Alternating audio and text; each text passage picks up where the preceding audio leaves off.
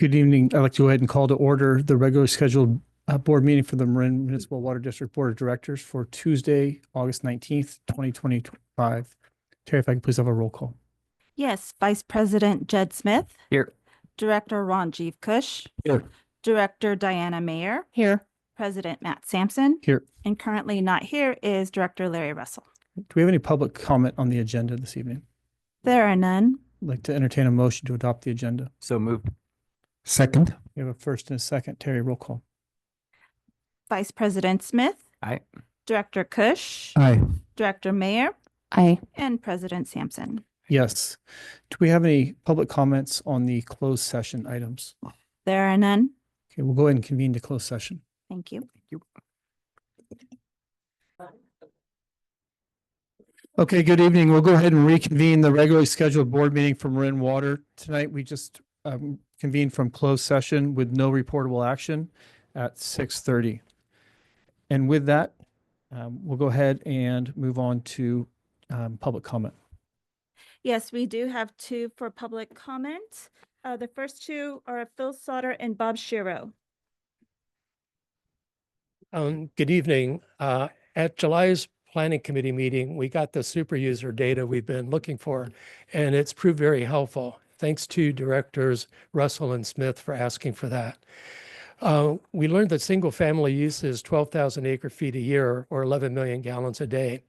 The top 10% of single family users, or about 5,000 accounts, use 30% of that water, or 3,600 acre feet or 3.3 million gallons a day. The remaining 90% of us use, or 47,000 accounts use 70% of that water, or 8,400 acre feet or 7.7 million gallons a day. On a per customer basis, the top 10% use 640 gallons a day, while the other 90% use 165 gallons a day.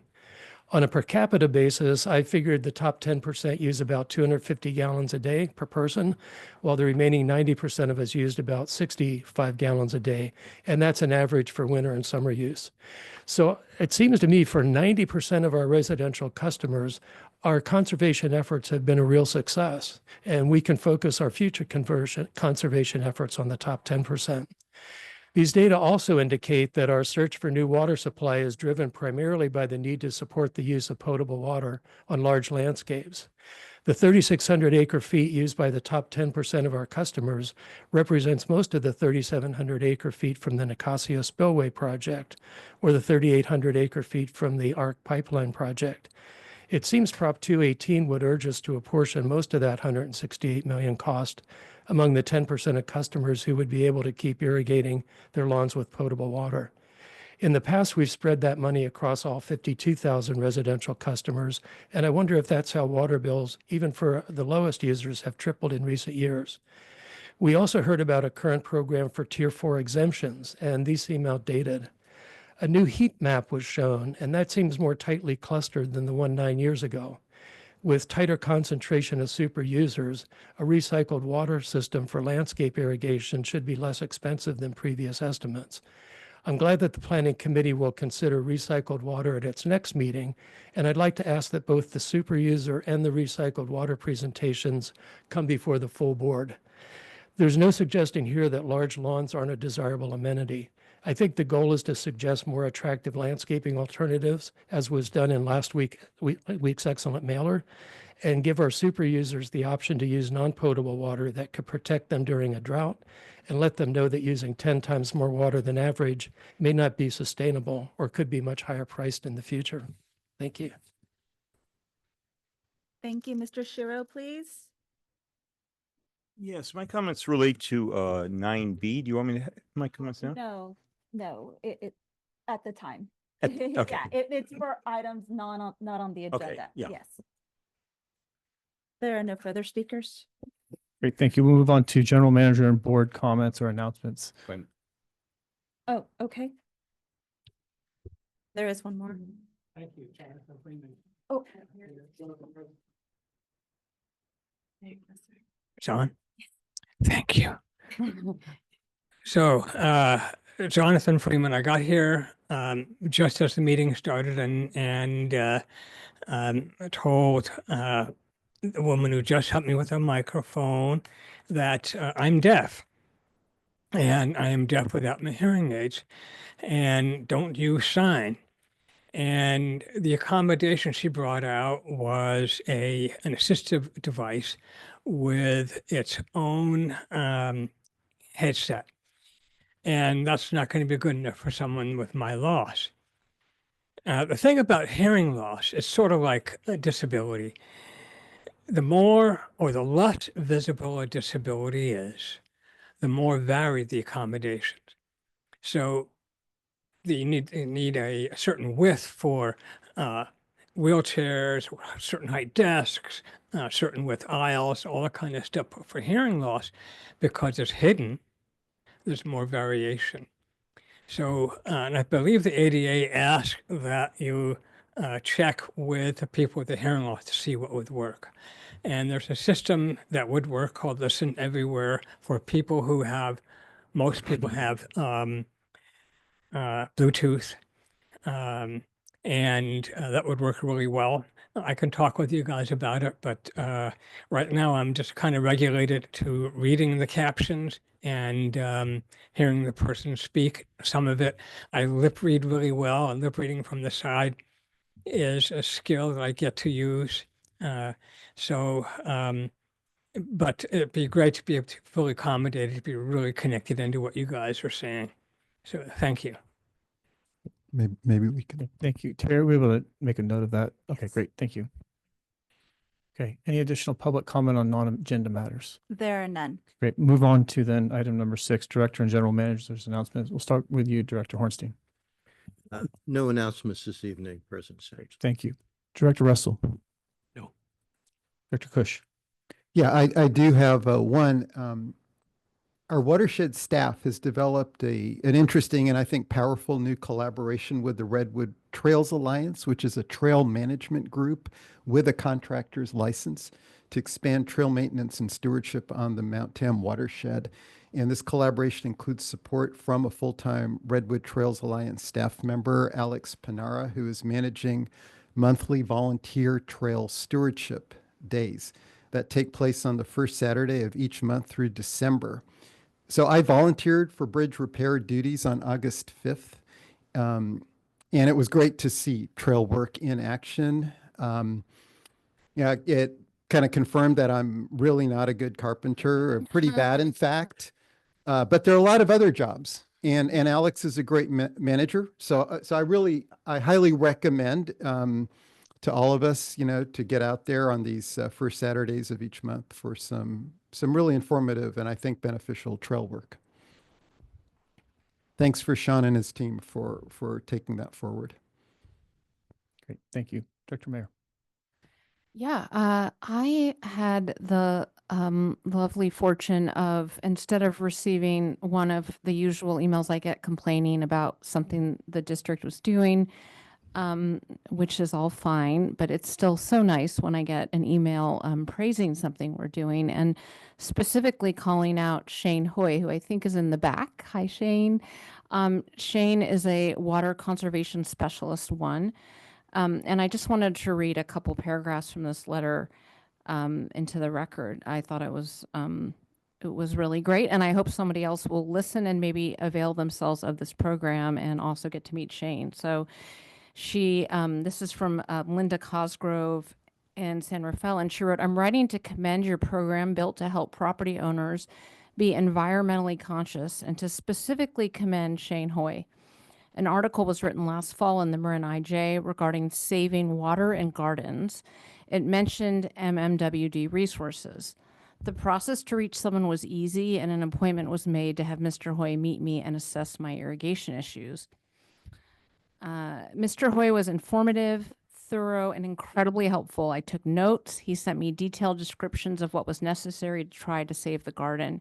He assured me he was available if needed once the weather necessitated drip irrigation. The gardener I hired could not get my irrigation set correctly. I again contacted Mr. Hoy. He got each of the devices working, explained the setting process, and gave educated answers to questions that I couldn't ask of the gardener. He's professional, personable, and very patient, and he took the time to help me understand how I could handle the controls myself. Your program is invaluable and Shane Hoy a gift. I consider myself incredibly lucky to have had this expertise. So thank you so much to Ms. Cosgrove, and thank you so much to Shane for the excellent work. Thank you. Director Smith. Great.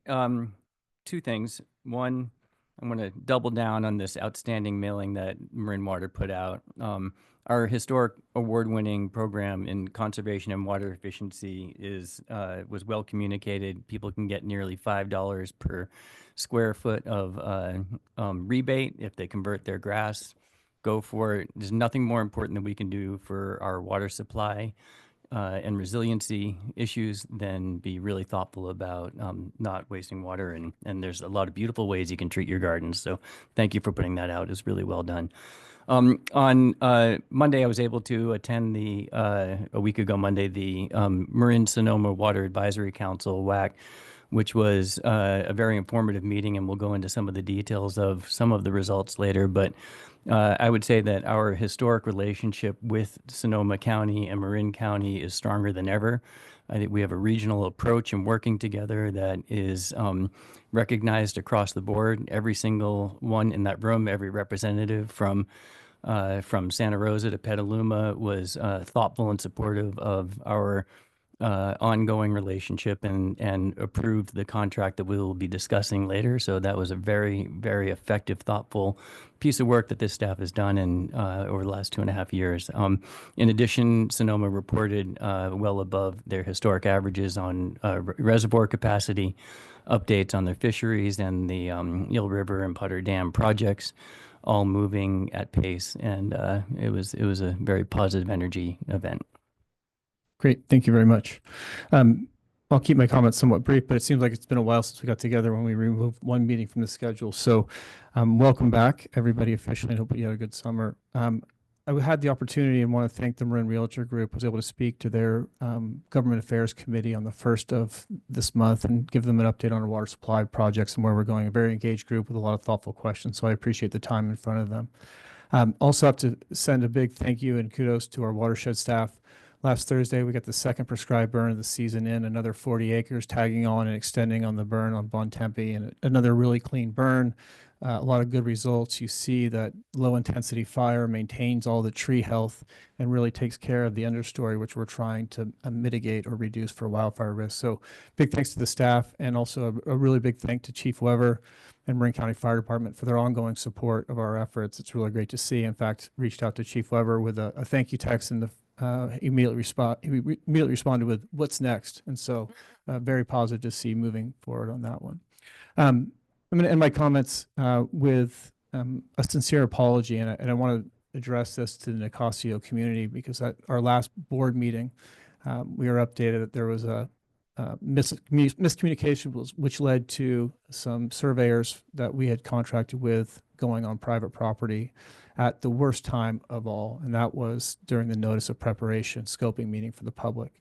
And so it wasn't intentional. I can say that with confidence, but it was a mistake, and it wasn't what we adhered to and agreed to. And so our general manager, our staff have confirmed with the board that process are put in place. It's not going to happen again. So I want to apologize for anyone who had any anxiety or stress of that. And we apologize for that. And we're taking every action to not let it happen again. So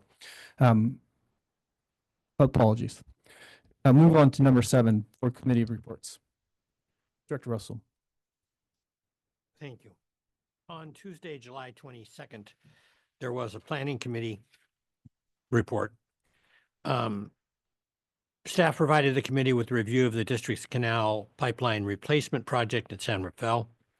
That item is on tonight's agenda for the board to consider approval of the construction contract for this project. Staff also provided the committee with a high-level analysis of the district's single-family residential high water users, which Phil discussed a few moments ago, including a review of the fluctuation of water users between tiers, the consistent number of accounts in each tier from year to year, patterns of the highest users, and the level of water efficiency among those users.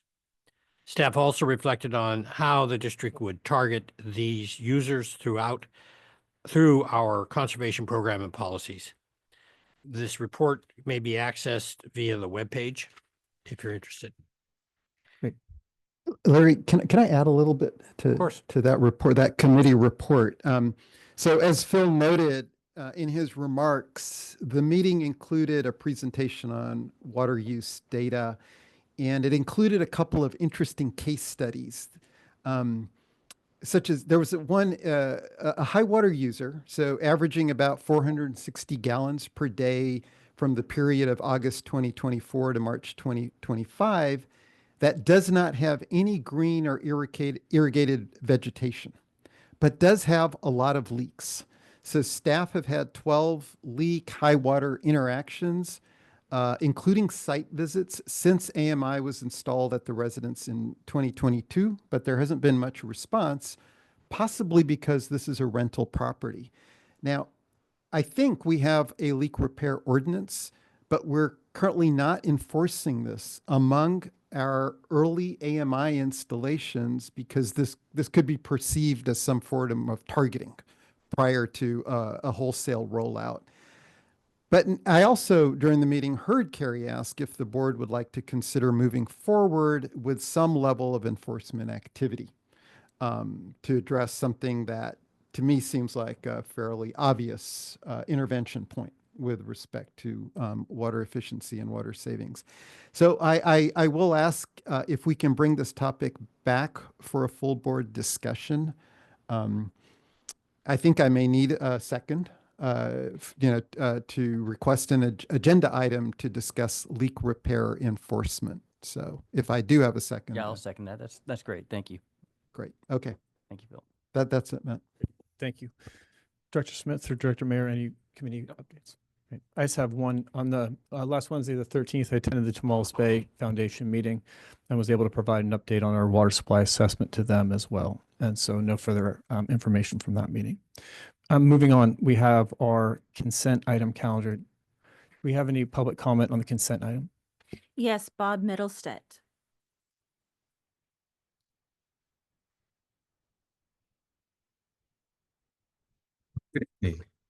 There's a certain irony in the timing of this agenda item about the Stillwater study and the letter to the IJ this morning trying to blame this board for the lawsuit. It's sort of like blaming Ukraine for the war. I was planning to come tonight anyway to commend the board for supporting old people like me who spend a lot of our time up on the watershed, show a deep appreciation for it, perhaps even might be considered the true environmentalists and stewards of Mount Tam. The e-bike pilot program is a prime example of the board's commitment and our commitment. The letter to the IJ suggested that the board rushed the pilots and failed to engage in sufficient community outreach. In fact, as all of us in this room know, there was 6 years of community outreach. And that should be enough to satisfy even the most ardent obstructionist. The letter also tries to recast this as an effort to turn the watershed into, quote, a biking recreation area at the expense of other users. To me, this reveals their true motivation, doesn't it? They want the 60 miles of trails all for themselves. They don't want to share any of them, not even the 10% allocated in the single track pilot. And they apparently don't want any bike-only trails.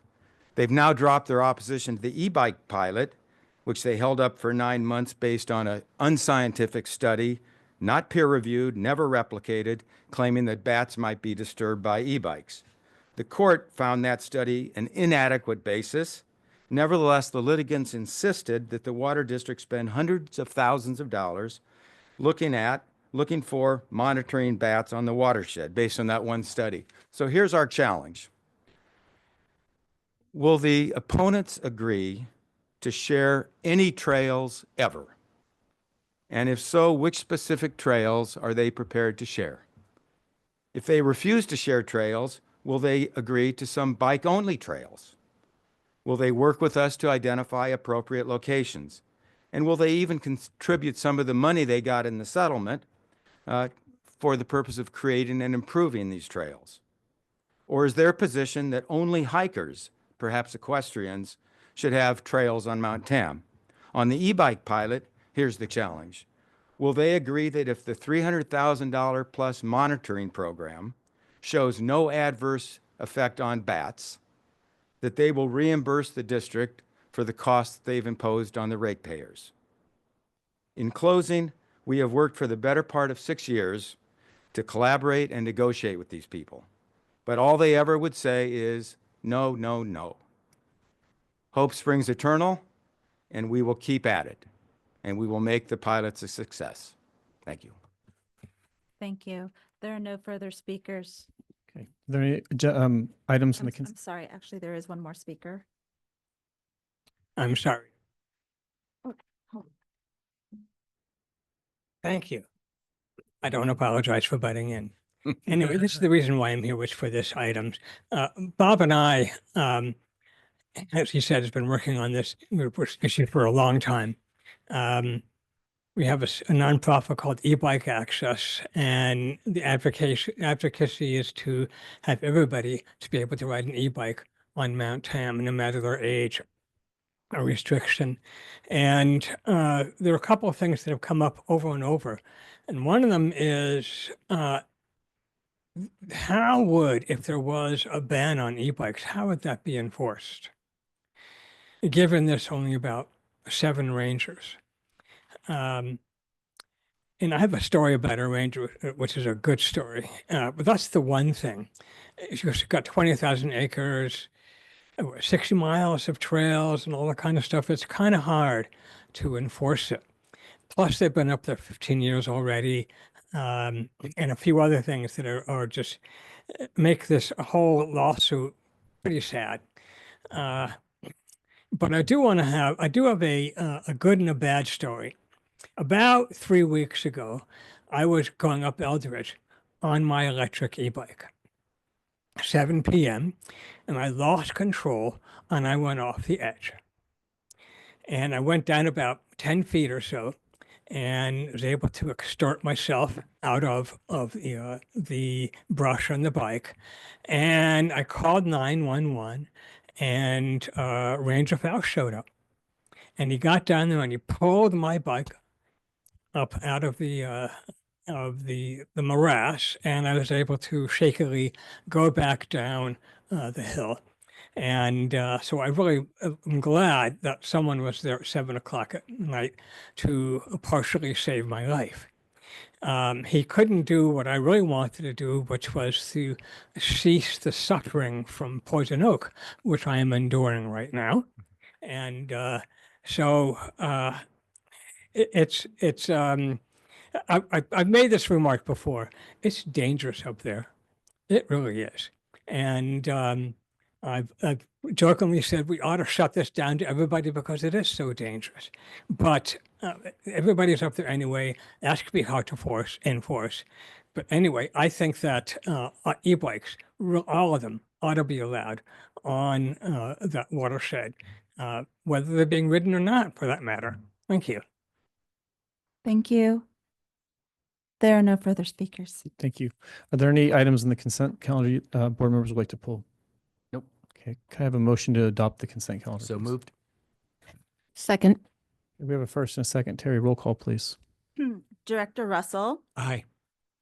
Vice President Smith, Yes. Director Kush, Aye. Director Mayer. Aye. President Sampson. Yes, moving on to items, item number 9, regular items. First up, number A, water supply agreement, Sonoma Water.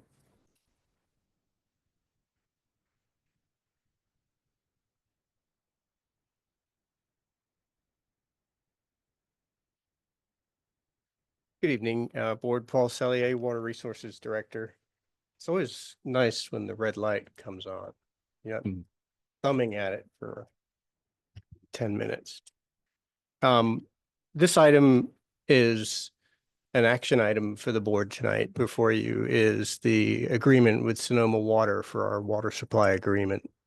Sonoma Water has been a longstanding partner of the district, and we purchase approximately 20% of our annual water supply from Sonoma Water. The most recent agreement was signed in 2015 and recently expired at the end of June this year. Prior to that expiration, the board had authorized an extension of the agreement through December so that staff could work through with Sonoma Water staff some of the final details of the agreement that's before you tonight. The new agreement consolidates the old one, and it seems a trivial way of capturing the level of work that Molly and others on the Sonoma side have gone through to really change this document. And you have all of the old documents in your packet as well as the new ones, so you're welcome to dive in and see some of those changes. But personally, as I reflect on those old agreements, they're very challenging to understand. So I'm happy that for future water managers, when they look at the new agreement, it's pretty clear what the terms are and what the expectations are.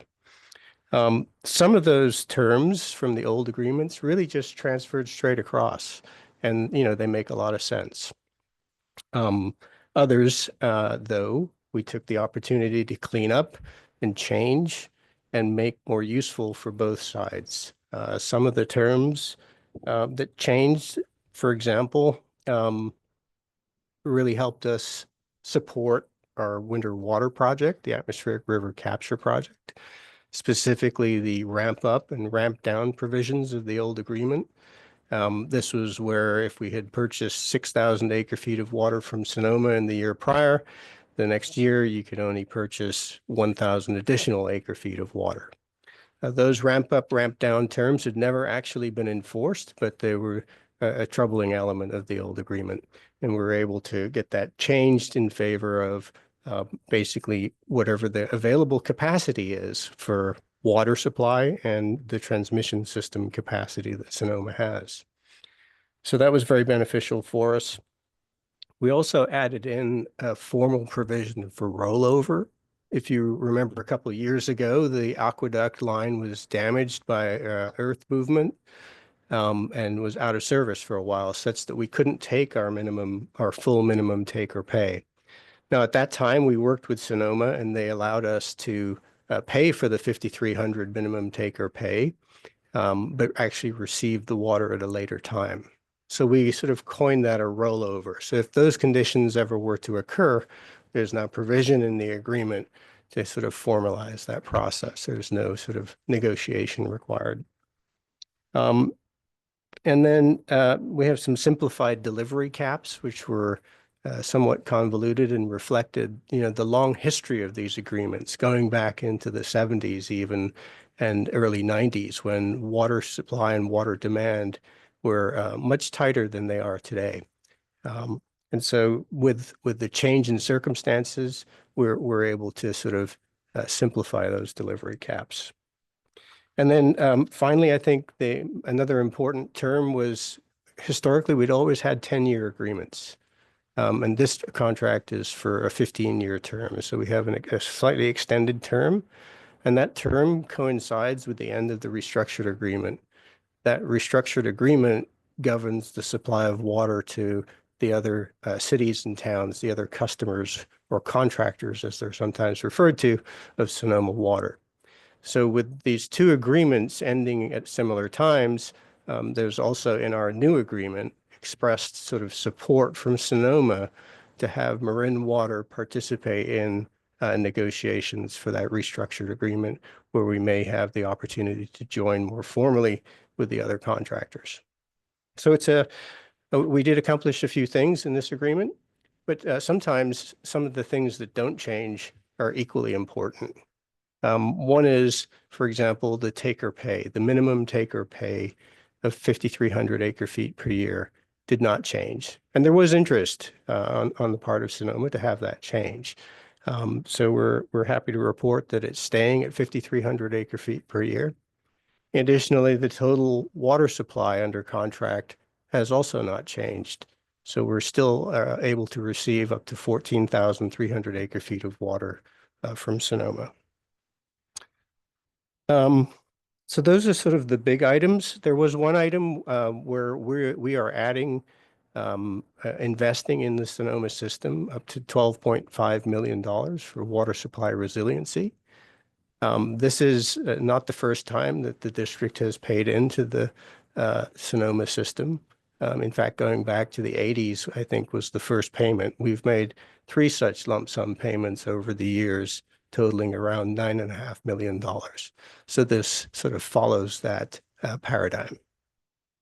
And of course, we'll be direct beneficiaries along with the other customers for Sonoma Water of those resiliency projects. So the new agreement simplifies the terms, supports our winter water project, and strengthens, an important partnership with Sonoma well into the future. And so tonight, we're asking the board to consider the approval of that agreement. Thank you. Great, Paul. Thank you for that update, for all the work that you've done with staff and everybody else to make us or get us to this point here today. Open up to board comments. Yeah, I'm happy with where we are. I was a little taken aback at the WAC meeting week ago when this document had not come through the board, our board, at least didn't feel it had, and it was being approved by the other WAC members. That really caught me off guard. I can't remember it ever happening before in my 20-some years here on the board. It seems to me it connotes two things. One, particularly not good. The second one, not quite as bad. But the issue becomes one of, can you rock the boat after the boat's left the dock?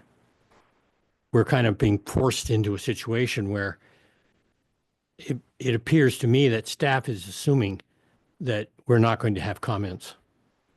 And I think that is very undesirable situation.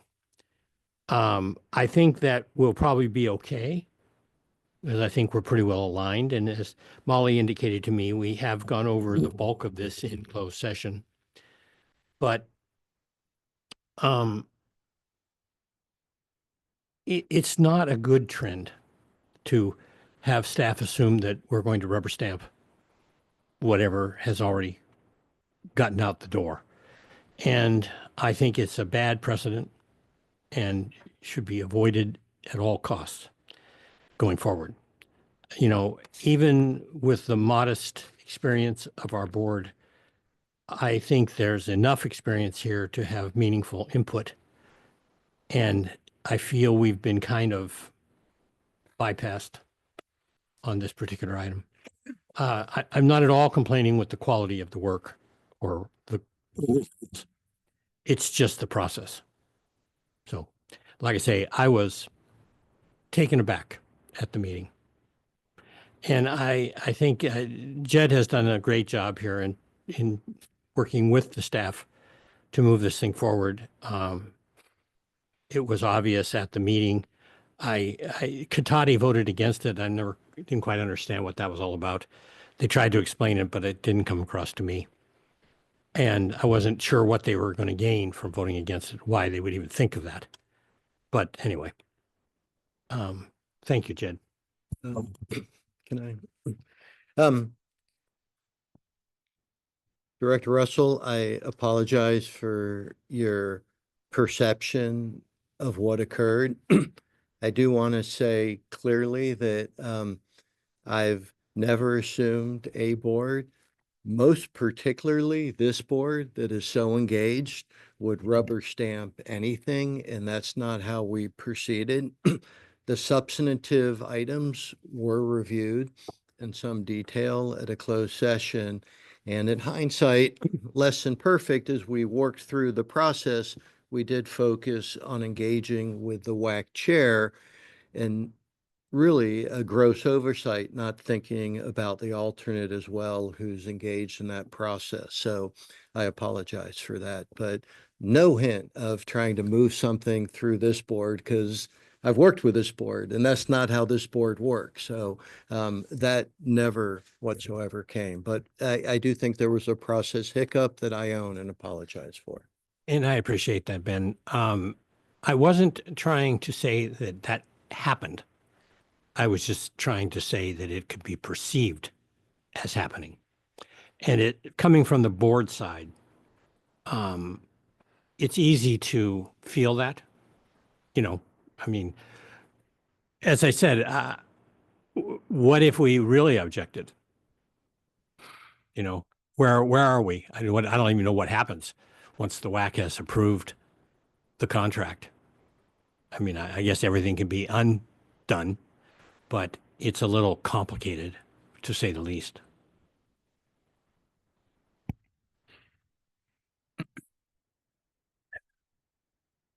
Little tough to follow on those comments, Larry. I won't touch the process questions.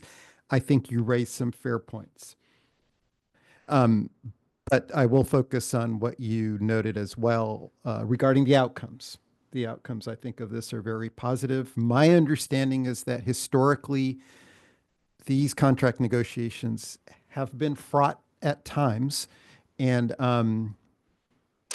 often with the maybe perception, at least, that we're in a not a very strong negotiating position when it comes to this agreement.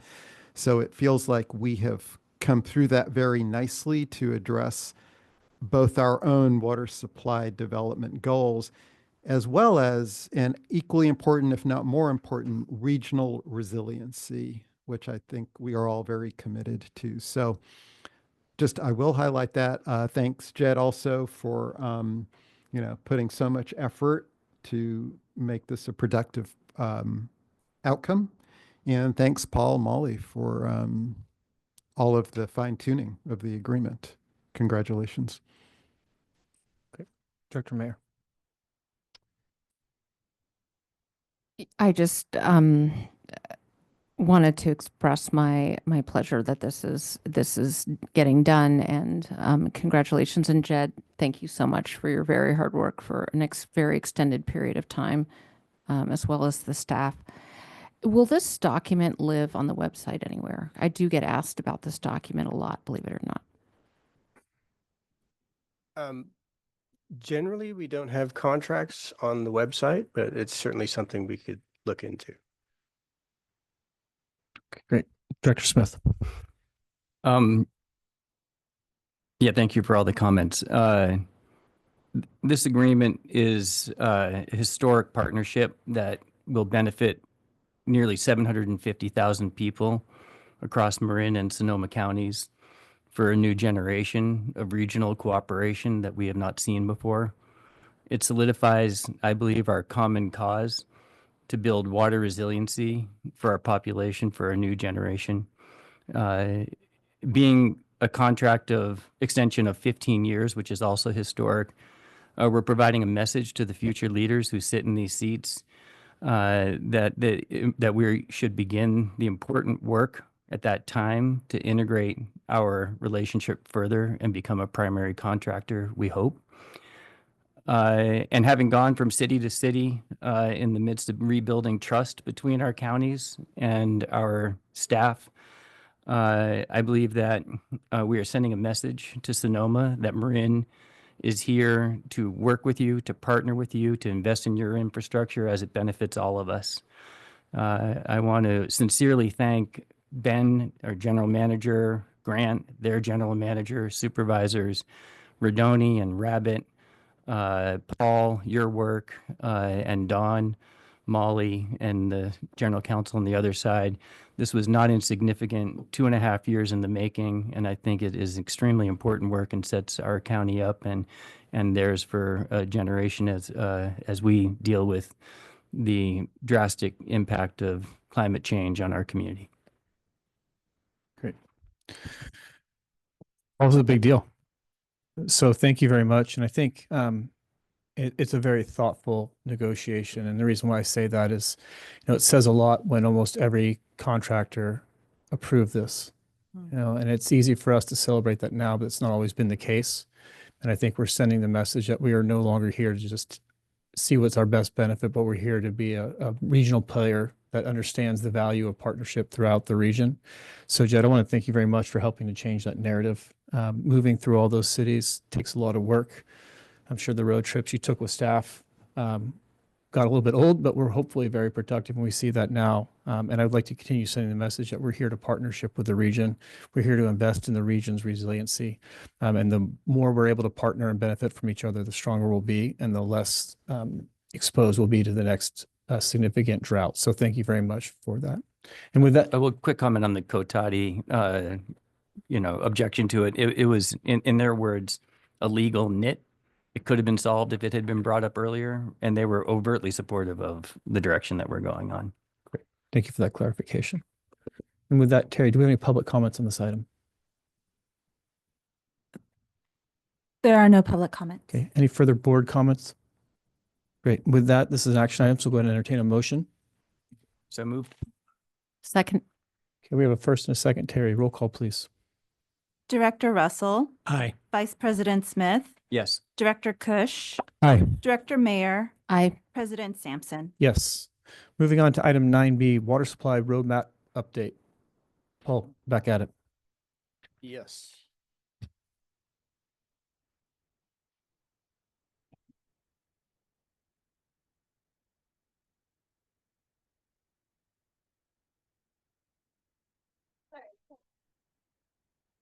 Okay.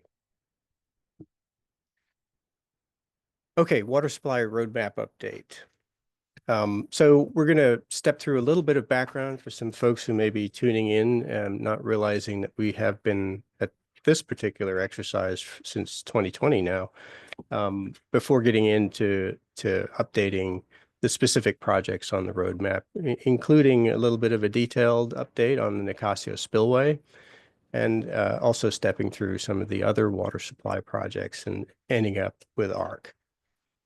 There is also want to emphasize, the nature of the roadmap before we conclude with taking a look at the next steps. So in terms of background, 2020 was the onset of the drought, and we knew immediately that we needed to focus on issues that we could actually implement quickly.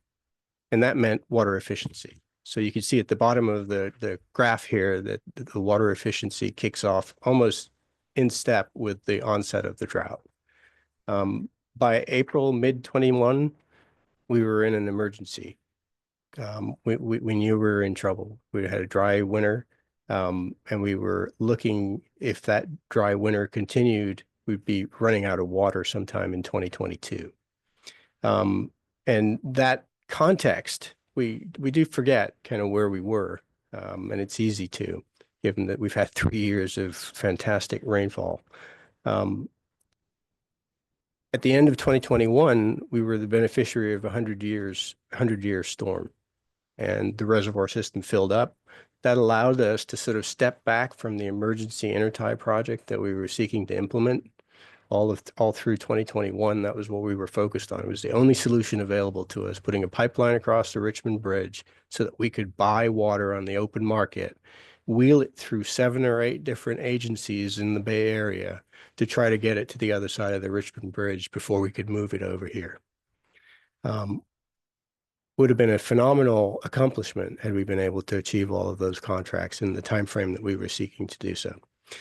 The rains came, refilled the reservoirs, gave us the time to step back and really evaluate what our best option was. That was the strategic water supply assessment. That assessment yielded a roadmap. And that roadmap and the process of the assessment established a goal of 8,500 acre feet per year of water that we were looking for. And the integrated roadmap suggested a pathway to getting that water. And it identified a number of strategies for us to do so. The next year or so, we were looking at developing some of those alternatives so that we could understand them better and evaluate them. And we arrived in early of 2025 with 4 major alternatives to consider. And at that time, we were also now 5 years since the onset of the drought. Just stepped back a little bit and looked at what our demand profile was. How were people using water? What was the extent of potable water demand? How had it changed since the assumptions that we'd made in the strategic water supply assessment? And we found that, in fact, demand was still low. Our water efficiency measures were working, and we were able to use 2,000 acre feet of water efficiency to shave off that 8,500 acre foot per year. Early 2025, the board selected the ARC project as the preferred sort of large long-term project for us to pursue, and that's what we've been doing since. I would say during the development of many of these alternatives in the strategic water supply assessment and in the roadmap and developing the projects in the roadmap, this is where some of these other projects, the short-term projects, came out. For example, the Nicasio Spillway, the Phoenix to Bontempi, and the stream release automation projects. And we'll hear a little bit more about those tonight. So in February of 2025, this is what our roadmap looked like. We'd established the 8,500 acre feet of water supply, and each of the projects there you can see in the table, and the volume of water, and sometimes it's a range, but the volume of water that we were estimating each project would supply.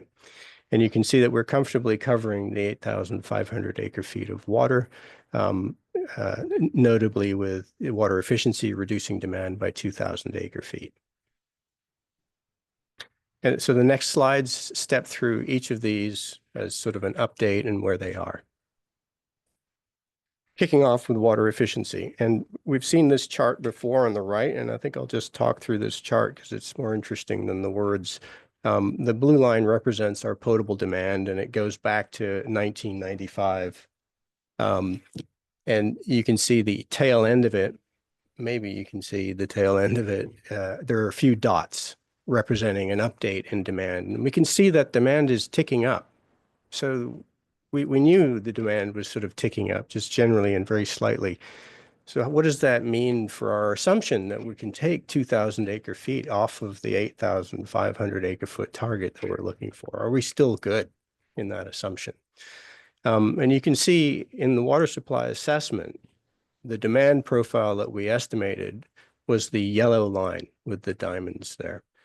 And that's well above where we are today.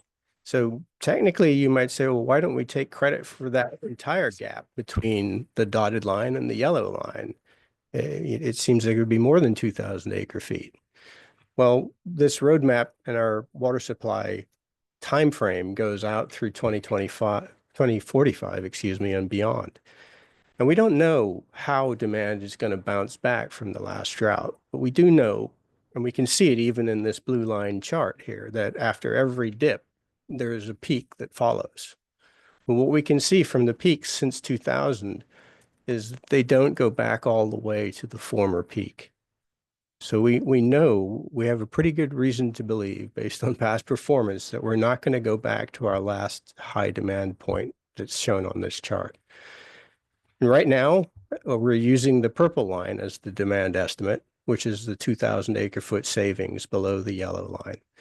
It seems that at this point, it's still a good assumption for us, and we'll be keeping an eye on that as we move forward.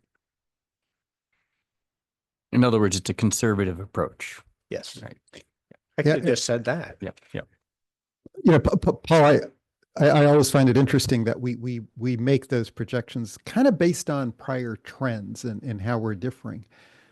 But we're not accounting for the fairly aggressive things we've done with respect to improving efficiency. For example, removing the incentive to use more water in the summer.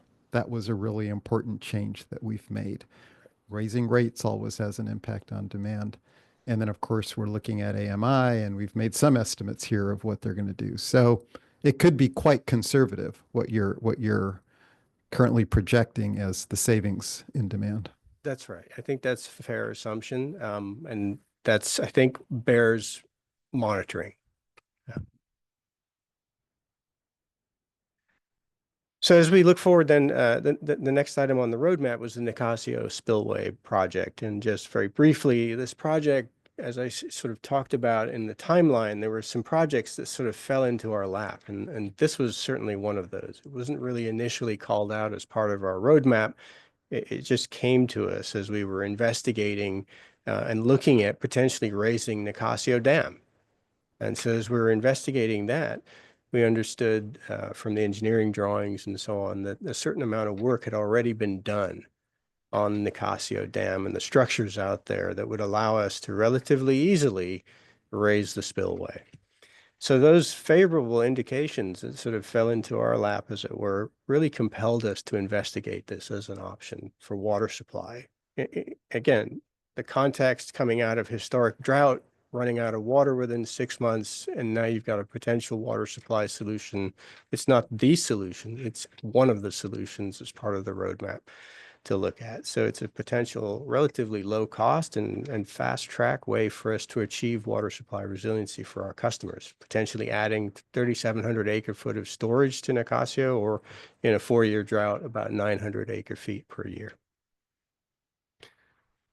So how's the project faring today? On the engineering front, everything seems to be going sort of to plan at this point. We're working with DSOD to understand the composition of the materials in the dam. And one of the steps in doing that is a geotechnical exploration. So we've submitted an application to DSOD and they're considering it. If approved, this will allow us to conduct sort of borings on the dam to understand the soil composition throughout the structure of the dam, and that's going to inform a stability analysis. We also have an application to increase the spillway with DSOD as well, but that's at a preliminary design level. Environmental work is going on, and most recently we received a letter from California Fish and Wildlife, and it was a rather heavy sort of comment letter at this stage in a project, to the extent where it was several pages long, and certainly suggests that the yield that we're thinking about and that I just talked about for the project may be reduced in ways that we really hadn't anticipated. Other information gathering is continuing downstream of the dam in Nicasio Creek, and stream gauges have been installed and we're collecting data. We also know, of course, that there are social community concerns that the spillway raise could cause additional inundation, and that we're going through a scoping process right now as part of the EIR on the project. And that process has included a dozen meetings or so with a range of stakeholder groups, from landowners, the school board, the Lagunitas Technical Advisory Committee, and regulators, and has provided additional information to inform the project. As we gather that information, we can factor the project economics, and I can tell you those costs are increasing, and they're increasing well beyond the project estimate. Looking at the costs, the table here is sort of split into two parts. The first half is what we would consider our initial estimate for the project, somewhere in the region of $10 to $15 million.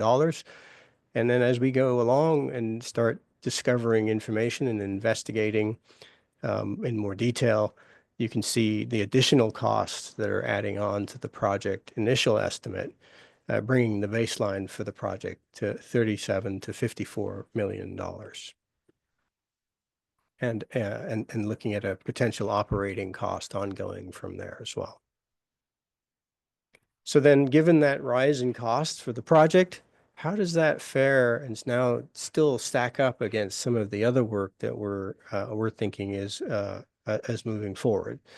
For example, the ARC project. This table attempts to compare different water supply solutions, not necessarily all that we are interested in, but just to give us an idea of now where is the Nicasio spillway in relation to some of these other projects.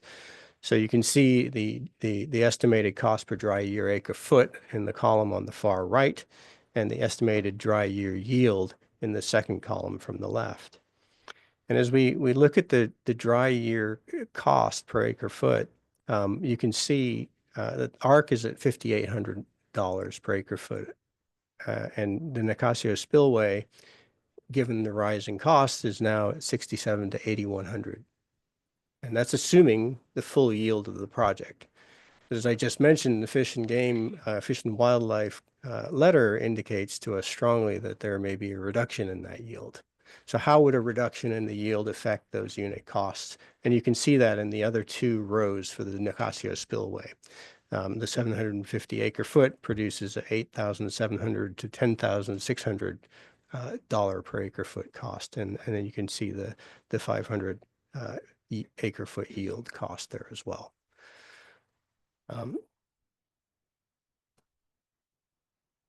So then, summarizing the spillway at this point, the investigation of the spillway we've seen came out of developing other alternatives, fell into our lap and compelled us to look at it. We've done that. We've done the project investigation as quickly as we can, parallel tracking, in fact, the environmental and engineering work, and really trying to get this project done in a way that would provide us some additional resiliency before the next drought. And nobody knows when that is. So we're moving as fast as we possibly could. We do know, of course, that as I just mentioned, project costs are escalating, and the information that we've been bringing in through the scoping process has helped us understand what those costs are. And they're rising in such a way, in combination now with Fish and Wildlife indication of yield, you have both sort of denominator and numerator increasing at the same, with the numerator is increasing and the denominator is decreasing, resulting in a much, much higher unit cost for the project. So thinking about next steps, this is currently where staff's thinking is, and we're of course interested in board feedback on these. We of course want to incorporate the work that we've done to date on the spillway into the district's records in such a way that they're easily discoverable for future reference. Staff are thinking that the focus on cost-effective water supply efforts, including water efficiency and ARC, specifically, we feel that concluding the Nicasio spillway engineering work would be a good step for the district. Understanding the stability of Nicasio Dam, I think, is an important piece of work for us to complete. That work will take the better part of a year, maybe more, to do that. Working with DSOD to get those permits done, and then the engineering team to do the field work and analyze those samples and produce the report. We're thinking that terminating the CEQA for the project and withdrawing the Nicasio spillway modification NOP and stopping work on the Nicasio spillway EIR is the right step at this time, given the increasing costs. And the third bullet, we think consider convening key stakeholders to really begin to understand the current conditions out in the area could be a good step as the next step. So we're of course interested, and I can pause there. To Please, any if we board could, feedback. and then like to give the opportunity for board members to comment on the updates so far. You can start on this side. Thank you for this, Paul, and thank you for the consideration. And I think this all sounds like good logic, and probably sounds like we may need to do at this point to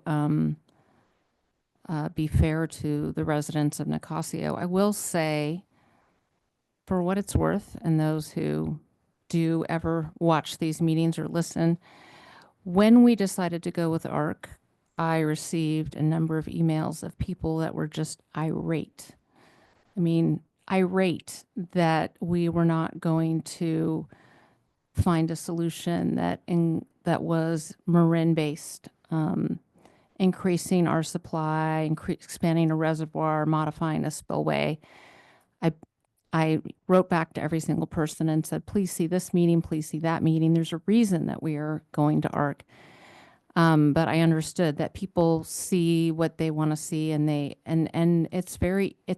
can be very hard to understand the full complexity that a narrative has to have in it to be really accurate. Then we were looking at Suluhuli. That created a whole bunch of problems and also brought up some real social unrest.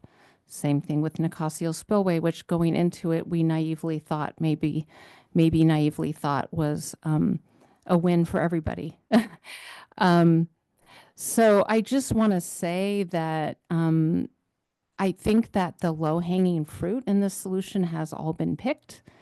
And we're just into territory now that I think is really, really difficult. And while certainly I should have better understood how thick of a skin you have to hold local public office, I didn't really. And I would just,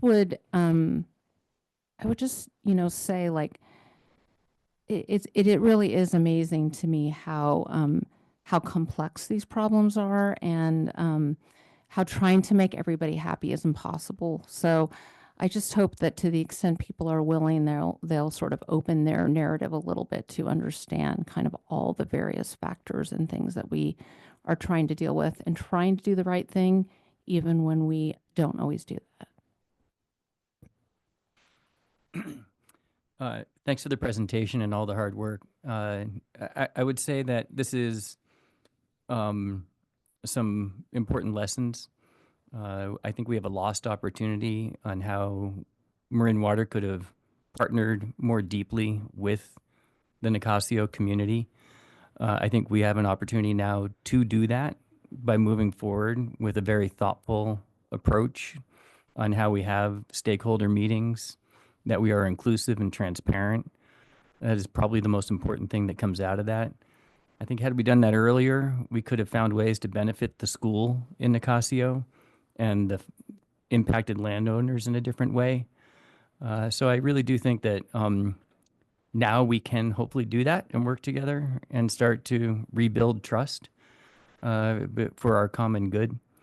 I do have a quick question, Paul, and maybe a clarification that I think is important to highlight.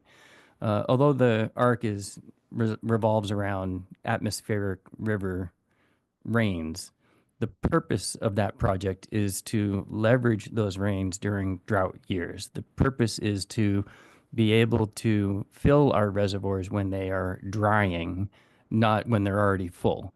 And maybe you can explain that so that the community can hear that extremely loud and clearly, because they might be confused. And I know we've said it repeatedly in this meeting, but I'd like to put an exclamation point on that. And then just reiterate to follow up with the staff to be really thoughtful about how we have these community meetings, bring in Marin County, bring in the landowners, and bring in people to have a thoughtful ongoing process to see how we can work together. Jed, are you okay if we hold the ARC part to the ARC question, the ARC part? Is that Whenever okay? you want. Okay, great. As long as they hear it and stick around. Sounds good. It was, I think, a few slides up after Okay. this. Director Russell.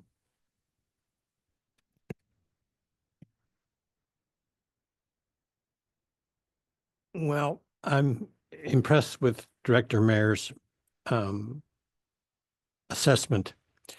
Frankly, I haven't felt the need for a thicker skin. I suppose working in the consulting business for 50 years, I've developed a thick enough skin. But when I first ran for election, I got into the issue of, are you representing your thoughts or their thoughts? And in doing that, I found out that Socrates had taught this issue. And the important part is that the board understands the limitations and the value of what's going on here. The unmentioned undercurrent is still here, which is growth or no growth. You've heard me talk about this before. In 1919, the district did a survey of folks and found that 50% believed we could conserve our way out of a drought time, and 50% believed we needed a new water supply. We repeated that survey in 2019, more or less. And 50% believed we could conserve our way out, and 50% believed we could need a new water supply. As a water professional, I haven't fully made up my mind on this issue yet.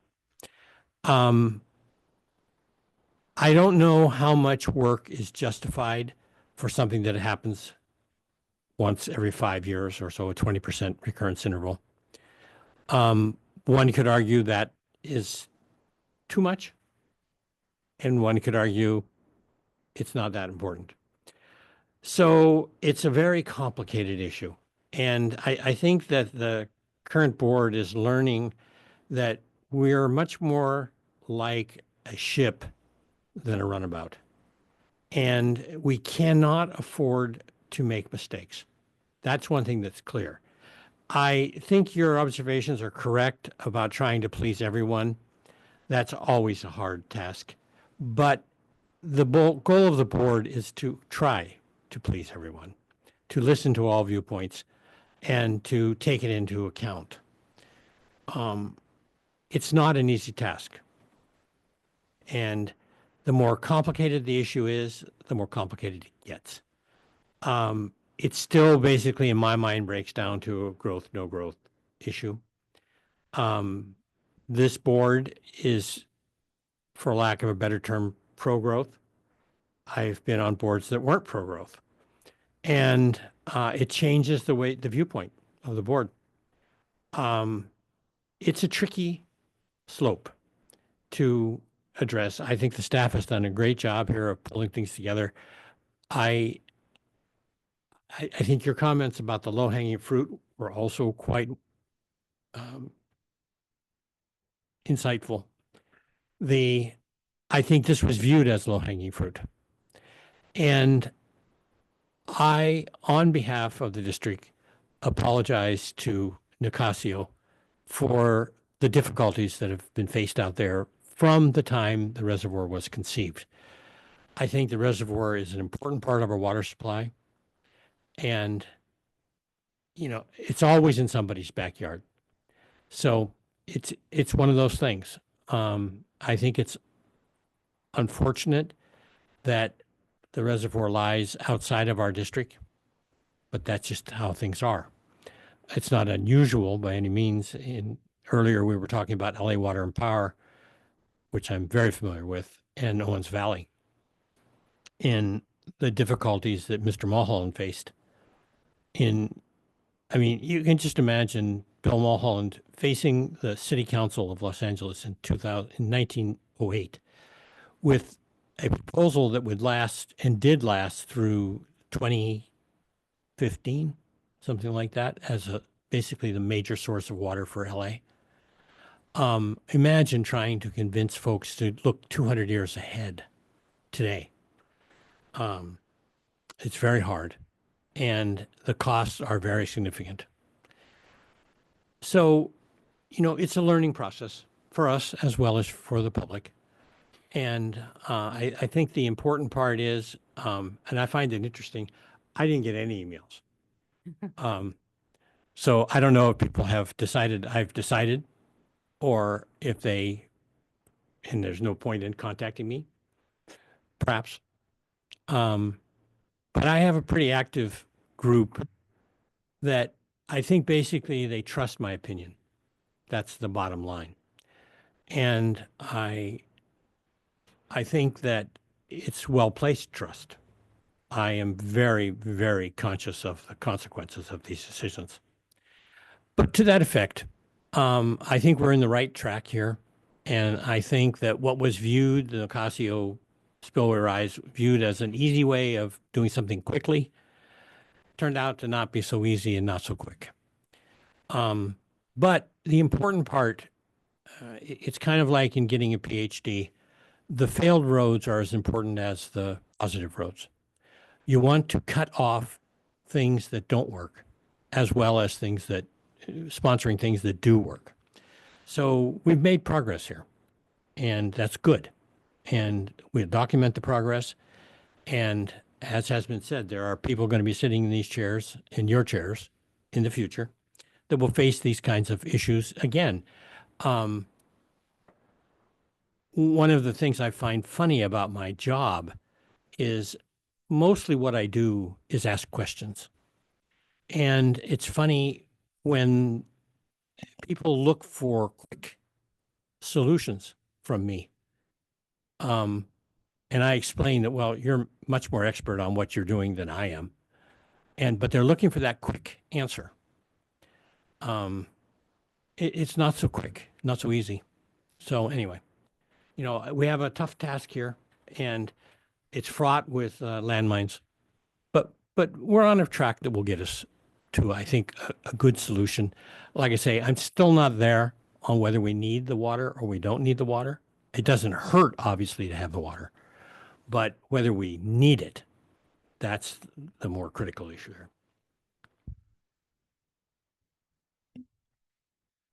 Well, I don't know why I always have to go after you. Something about the way Matt sets this up. And I know we're trying to get through this presentation, but it is so hard not to respond just a little bit because I don't agree with you. And I think you would be disappointed if I didn't say why. And that's particularly regarding the question of whether we need additional supply or not. History teaches us we do. So in 76, US Congress had to come in and bail us out. In 2020, we were the only water district in the Bay Area that had to declare a water crisis. And East Bay Mud was really unhappy. I listened to their board meetings for having to come out and bail us out again by allowing that pipeline of considerable expense to be put in. So it certainly, I think we all have our own perspectives on this. Mine is on that question very different from yours. Paul, to bring it back to the presentation, what I very appreciate as we get these updates on the water supply roadmap is you always bring us back. There are multiple metrics over which we have to evaluate projects: social impact, environmental impact, but you always bring us down to sort of a first principles of cost effectiveness, dollars per acre foot. Clearly that has changed dramatically as we've learned more about the details of the spillway raise at Nicasio. I think staff is making good suggestions here for deprioritizing or actually stopping the current CEQA analysis based on those, I think, very challenging financial conditions that we've uncovered. So I support staff's recommendations on that. But and this, it does give me what we've learned about the costs of doing these projects from Sulahuli and now from the spillway do give me a lot of pause about the cost benefit or the cost effectiveness numbers that you're presenting for ARC and AMI. So I imagine those are going to be fluctuating.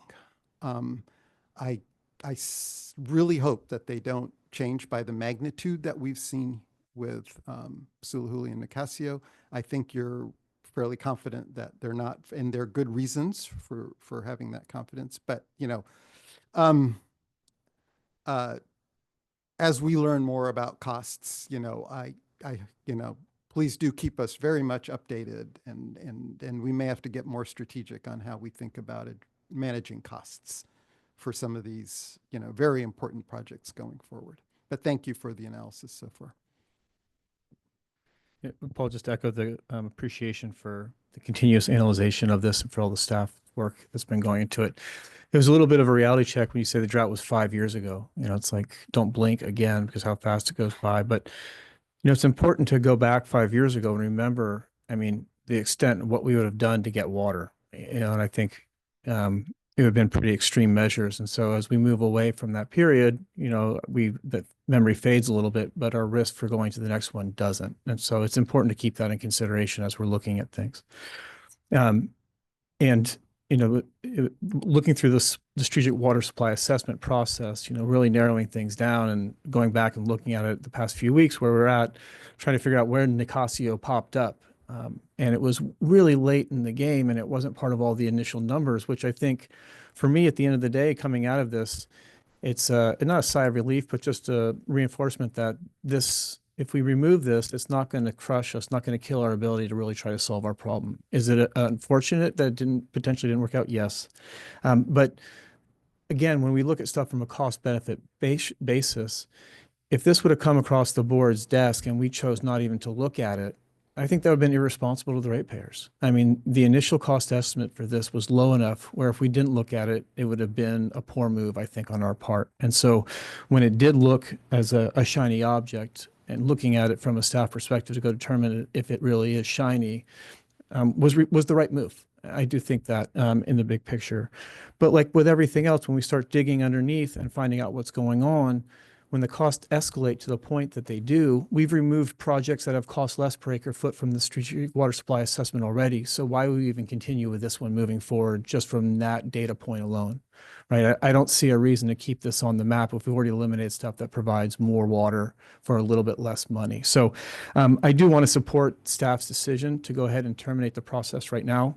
I think unless there's a really compelling argument to continue the NOP through the end of the year, I say we just cancel it right now and put the community at rest to let them know that this is taken off the docket and we no longer need to move forward with it because it's no longer economically viable and it's no longer a responsible way to spend district ratepayer money on a water supply, especially in light of the new fish and game stuff that's come out of this.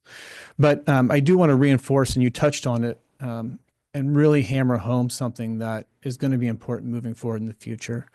You know, it's come up that this same project was looked at coming out of the 76, 77 drought. And reasons why it was passed over are a little bit gray area, but it was passed over for bigger water supply. That's when we got the Kent Rays and the Sewell-Hooley Reservoir.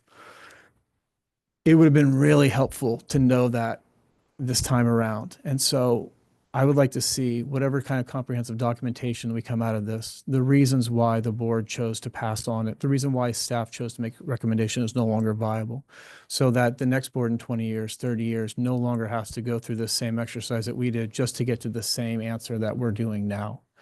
So with that, Molly, I look to advise, is there any other action the board needs to take if we'd like to go ahead and move forward with staff going ahead and terminating the CEQA process officially?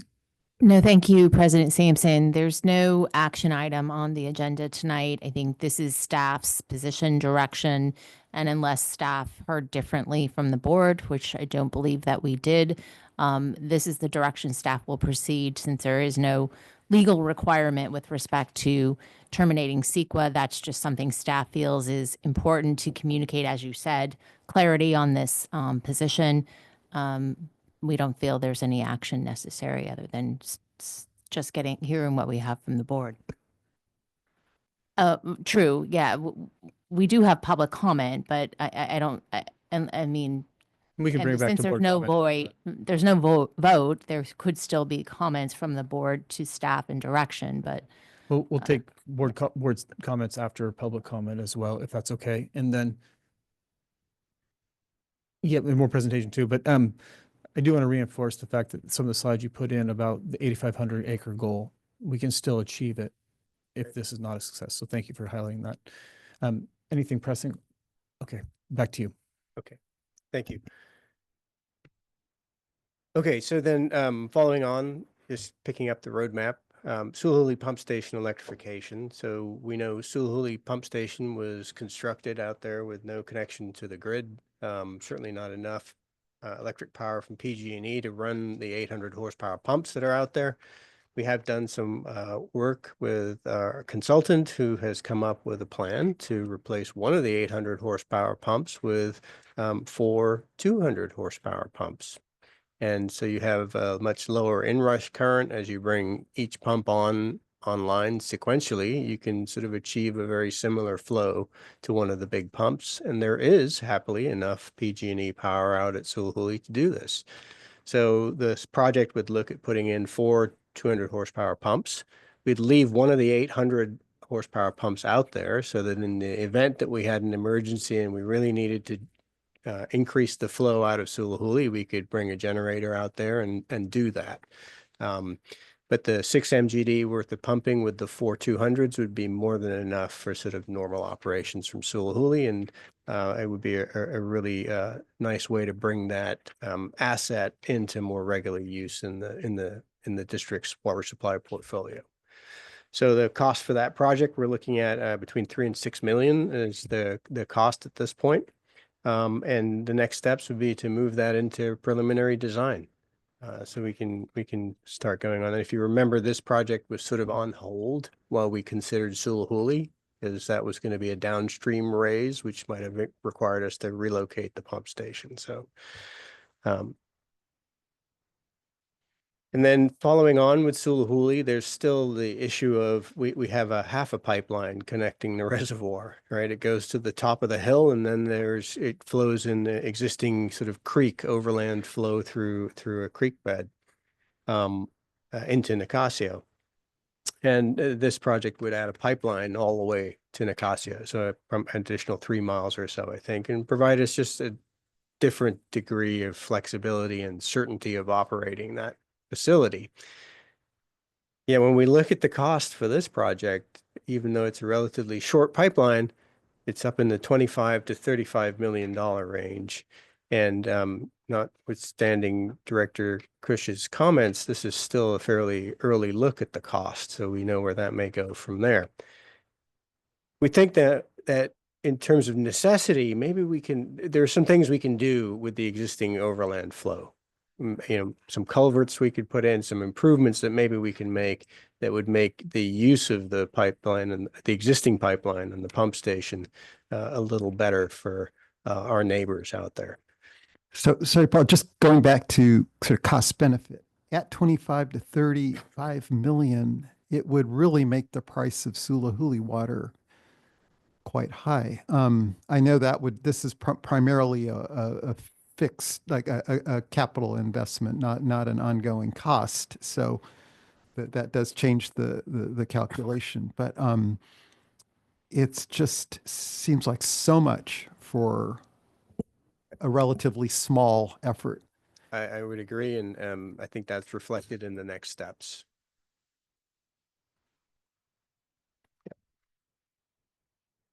Okay, so then there were a couple other projects. These are smaller water supplies projects. The Phoenix to Bontempi, which I think we had some discussion on earlier. The transfer, this is the transfer of water from Phoenix up to Bontempi Reservoir. And it's really a couple hundred acre feet of water. So it's not the solution to our 8,500 acre foot. It was, again, in one of those categories of this could be quick, relatively simple, and help us address, a really pressure need that we feel for adding water supply. But this project, just at this point, given our focus on ARC, is just not being prioritized at this time. As we look at if you recall, one of the early action projects, the other early action projects was the stream release automation with, multiple benefits to come out of this project. Currently, that stream release is sort of manually operated. So that means somebody has to read the stream gauge and then make an assessment of weather conditions and then decide what position the valve should be in. And then when should they next check it? Over the weekend or maybe not. And so a couple of things, what that does is you tend to maybe over release water to make sure you don't have to check it at Sunday at 2 a.m. So the thought was that if we could automate this process, it would be continuously looking at the control point flow and able to manipulate the valve. And we've done that on the Lagunitas Creek, and we've been operating it for a while now, making improvements over the past year. It's going to be a while before we can really make an assessment of any water savings, because if you think about it, every year the stream release is different. And that stream release is different because the rain falls in a different pattern. Imagine all the rain fell in January, you'd have a very different release from the reservoirs than you might if that rain fell evenly across the winter months. So we need to wait, I think, a few years before we can really sort of start comparing average releases under the automation to historic average releases.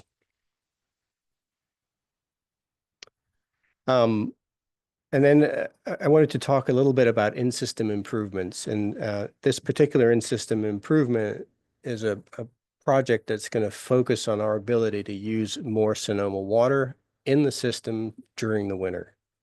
So during the winter, again, similar with ARC, right, water is available in the Russian and in Lake Sonoma. And there's capacity in their system to move that water down to us. And right now, our system just isn't very well designed to move that water all the way through the system.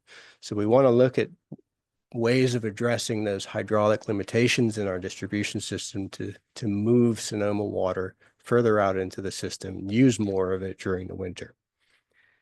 There's a process where we went through and identified a number of individual projects that would help in that regard. And what we're finding is the individual projects don't do much by themselves. and they need to be combined into mini portfolios. So you combine 2 or 3 projects and you may get an additional 4 MGD flow that you can use through Ignacio. We think that with the right portfolio, we can, over the winter months, again, this is another winter water project, right? Over the winter months, in the best conditions, we think we could get an extra 1,500 acre feet per year and consume that water directly rather than putting it in storage, which would be much more efficient for us. So the next steps for this project are, again, confirming what that portfolio shortlist is, and then evaluating and refining those costs, and then coming with a recommendation for the portfolio. This is one of those projects that's not only going to help us use more Sonoma water, but in the process of implementing it, it's going to beef up our system, our existing infrastructure. So this is sort of trying to get a double benefit out of a capital project. So what we'd like to do is to add a water supply criteria to our current CIP evaluation and see how that how these projects then fare in terms of rising to the top of the CIP list. So that's our next steps for this in-system improvement. And Paul, just quickly, these in-system improvements go beyond expanding pumping capacity, but actually they comprise extending the movement of water from the north through the distribution system. That's correct, yeah. So it's changing in some cases, pipe sizes, pipe diameters. It's adding little linkages around certain bypasses to allow flow to occur. As we look at it initially, the costs for some of these are in the $25 to $35 million range for a few of these projects. It's early, right? So we still need to refine those costs before we bring them to you. And like I say, maybe 4 or 5 MGD above what we can currently consume today, which is around 8 MGD in the wintertime. So we think we can push it up to about 12 in the wintertime. And that's, again, making a number of assumptions, right? Do you want to shut all of your treatment plants off? And maybe that's not a great idea because it takes time for those to start back up if there's a disruption in the Sonoma supply. So there's a lot of considerations around risk and how we want to operate the system that go into establishing what that baseline flow would be and how much more over that we can get. So more to come on this project, but yeah, it looks quite good. And so then our long-term project ARC, the update for this project. So for those, again, who are just tuning in, this is a 13-mile pipeline, 36-inch diameter pipeline that runs essentially from the 101 corridor at the San Marin Drive all the way out San Marin Drive, turns right on the Novato Boulevard, and then out to the Petaluma Road where it goes out to Nicasia Reservoir. The concept of this, again, is a winter water project. So in dry years, we still have atmospheric rivers that hit California, and the Russian River watershed is about 1,485 square miles, just a hair larger than our own 35 square mile watershed. So there's a good chance when something hits up there, there's decent flows and decent runoffs that come into the Russian River. And statistically, when we look at that, it proves out to be the case that in almost 100% of the dry years that we've seen, there's more than ARC phase 1 100% of the time. So the option, the availability of water in the Russian River, even during dry conditions, we think is there to support the project. The yield initially for the project is around 4,000 acre feet. Again, there's a range, depends how long you can pump for in the wintertime and at what rate we build phase 1. Yeah, just right now we're looking at pumping capacities of around 15 MGD for phase 1. And then risk and cost considerations you were talking about, they exist on every project. This project is a little different from some of the other ones that we're facing. But it is possible that there are going to be cost overruns. It seems like the majority of this project is in the public right-of-way. This is a pipeline and a roadway for most of the expense of the project. And so there are still, culverts that we have to cross, creek crossings that we'll need to address. So there'll be still a substantial component of environmental analysis that goes into this project as well. In terms of the timeline for the project, as few as 4 years would be lightning speed for a project of this magnitude.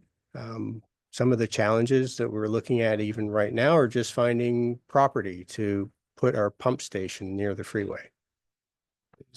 Marin County, there is not an abundance of vacant parcels for us to, for somebody to welcome a large pump station to be constructed. So we're working on that, and we do have a few options, and hopefully we'll be bringing something to the board for consideration. So how would we use ARC? I think this was Director Smith's question. So this chart here is the black line is reservoir storage levels. And so on the y-axis, it's acre. Yeah. On the y-axis, see if I can find the mouse. Here's the mouse. It doesn't seem to really want to work very well. Okay, the black line. The mouse is not cooperating. Sorry, Ben, the mouse isn't working. You have a pointer, Terry?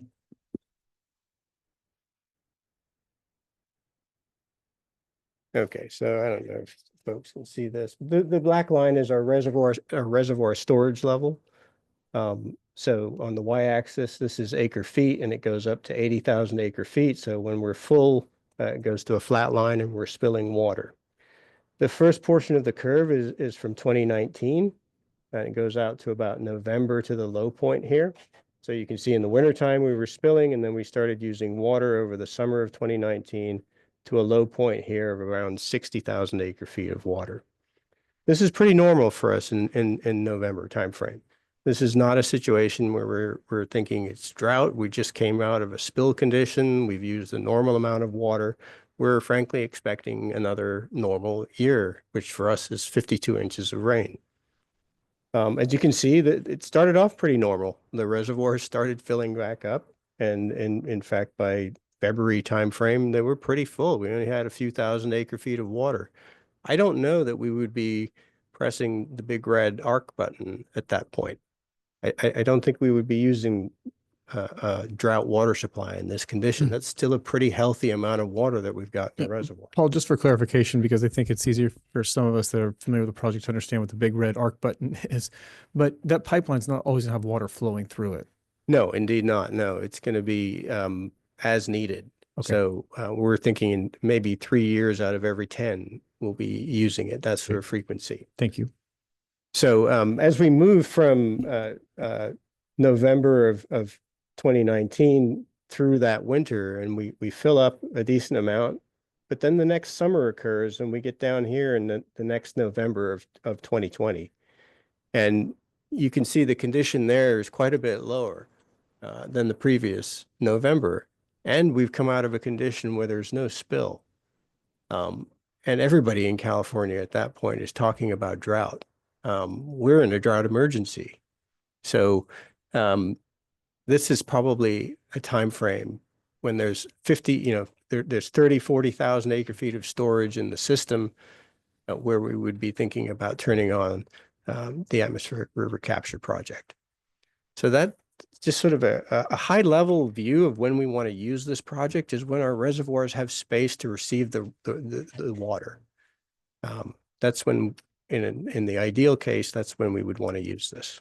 And then your next slide, I know will address this, but it's such a big question. When our reservoirs are in that very depleted situation, because it's not raining, how do we know? I mean, what's our confidence that there will be water available in the Russian River to bring down? Right. So the next slide, as you pointed out, is indeed a winter water availability exceedance curve. So this was generated by Sonoma Water.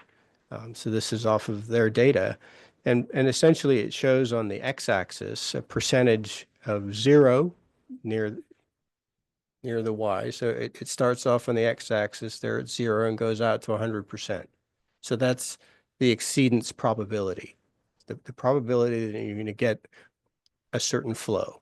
So as we look at their blue line, If you were over here on the y-axis near the 17,000 acre Sorry, foot, well, exceedance means it exceeds all release and other requirements and other uses, yeah, this is overall minimum flow minimum flow requirements. Yeah. requirements. So this is water that's available for us to take. It goes out to the ocean otherwise. So if you're over here at the 17,000 acre foot per year mark, it's a 0%. So they're saying, yeah, there's 0 times where you're going to get 17,000 acre feet of water available. Yeah, when we look at the capacity of ARC phase 1 at 4,000 acre feet, the curve is at as near as you can get to 100% availability of water. And you can see I've put ARC phase 2. If we were to move forward with ARC phase 2, it essentially doubles the capacity of ARC. And even there, it's only touching the blue line, maybe at the 97, 98% of the time. So it still seems like it's a pretty good project, even at that higher volume flows. But of course, we would, and we'll get to that in a later slide, but we would probably operate ARC for a little while and see how it works, and then be able to make a decision as to whether these conditions were still holding, and then we would move forward with it. So, And this is based on many, many years of hydrological data for the Russian River. yeah. And there's, shorter term charts that we've looked at, and I think I've showed before, 22 years worth of flows in the Russian River, again, above the minimum in-stream flows. The lowest year in the last 22 years was 2020, and there was 80,000 acre feet of water that went out to the ocean in 2020. The average is over 1 million acre feet, and the high is over 3 million acre feet. So there's a fair amount of water in the Russian, and Sonoma water in the wintertime is using maybe 20 million gallons. So nowhere near the available flow in the river. So in summarizing with ARC, of course, their project benefits are for what we will benefit in terms of resiliency. There are, as we've talked about this evening, in relation to the Sonoma Marin new agreement, there is the opportunity for regional benefit, certainly for North Marin, who currently are able to put water in Stafford, but they've got to utilize the distribution system, which results in some short circuiting, and they get water age issues in their tanks. This project would provide them with a separate turnout from their distribution system and the ability to use that. And then I think it's hard to overemphasize the importance of adding value to North Marin water system through this project. Our ability to support them, and right. Conversely, their willingness to support what we plan to do in their jurisdiction. So this is, for me, this is huge, honestly. Yeah. And then, as I say, there are opportunities for others to participate in future phases if they wanted to bank water in a Marin reservoir. The project, I think I mentioned earlier, is sort of supported or enabled by a new agreement, right? The elimination of the ramp up, ramp down provisions really allow us to maximize the benefit from ARC. ARC just wouldn't be possible if the ramp up, ramp down provisions were still in our agreement going forward. The work that we have in progress and planned, of course, we're doing the classical engineering work, confirming the hydraulics and engineering assumptions. We do need to get out and do some survey work for the alignment. The initial survey work would be setting some control points so they can do aerial surveys, and then a later phase they would go out and ground truth the aerials. That would be, more folks on the ground.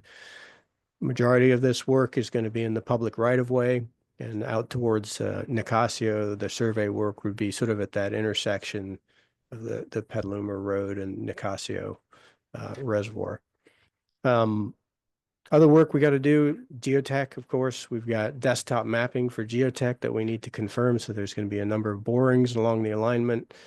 And then, as I mentioned, the pump station siting is sort of top of our priority list right now to try to get that nailed down as quickly as we can.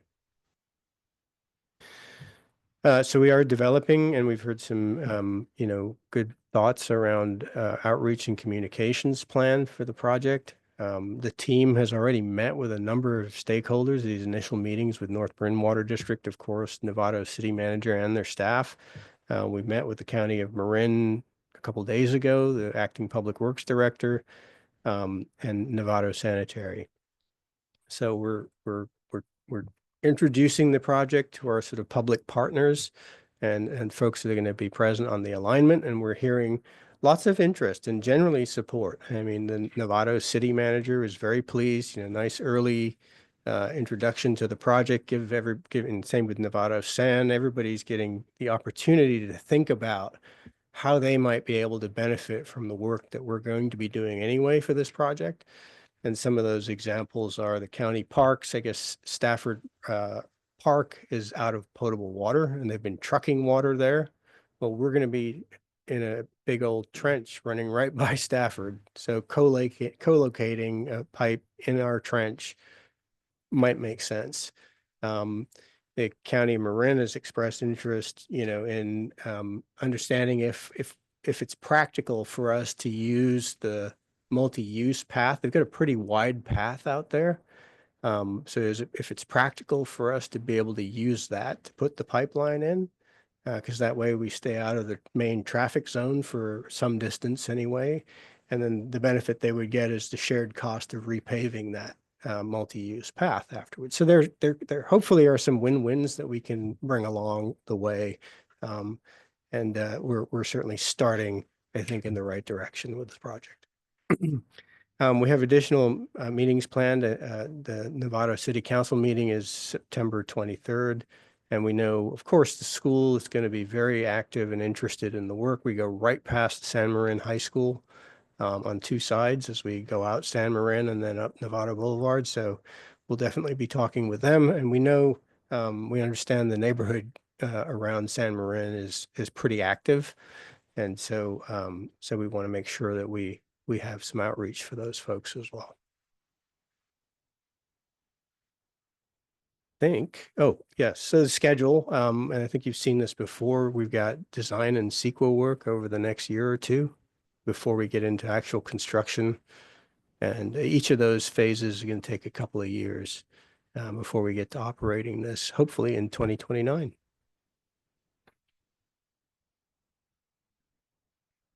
So then the roadmap itself is comprised of a number of different strategies, and we see a few of these strategies here on this slide. Conservation, we're doing. There's going to be no change in that decision. We're moving forward. It's one of our cornerstone pieces of our roadmap, as is in-district improvements. We want to improve our infrastructure. We're going to improve our infrastructure. And then, of course, as we bring projects online, or we want to optimize those projects.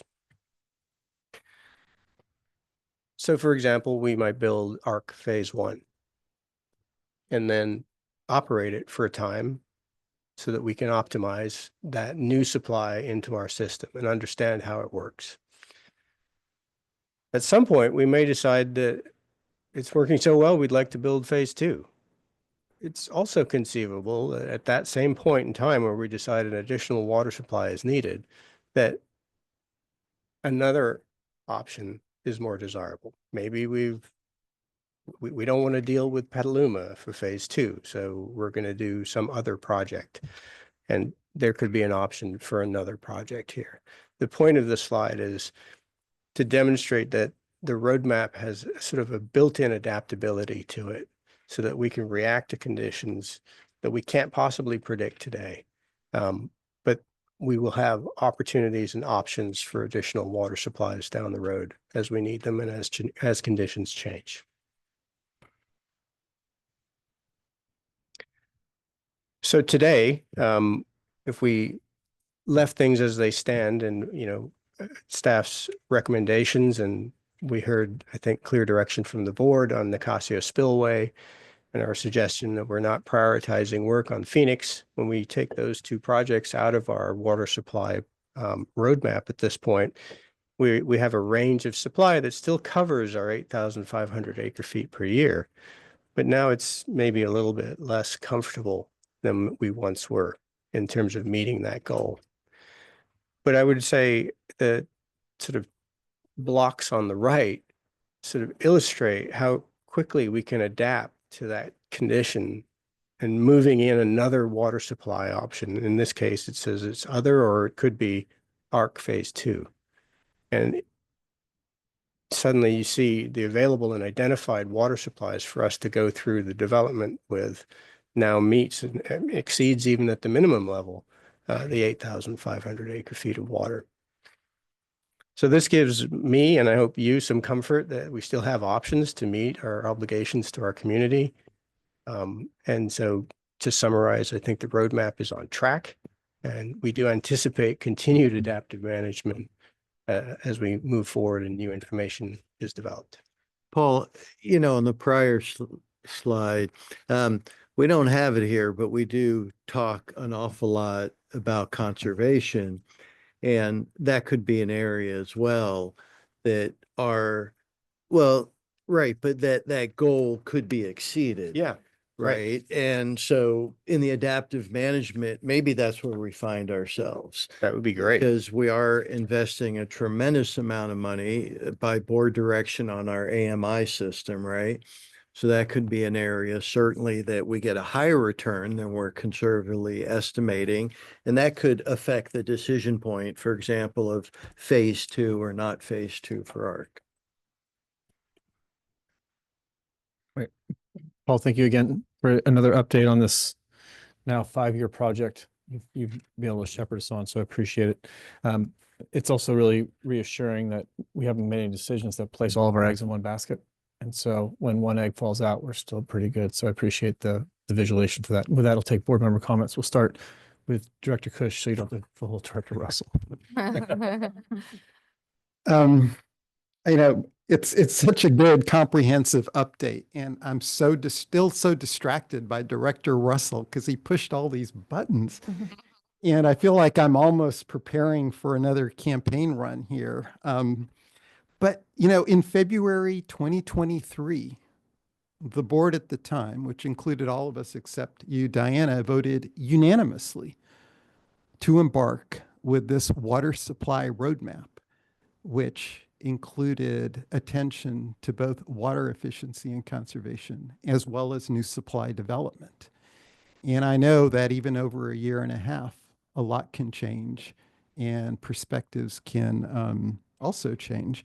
But for me, it feels very important that we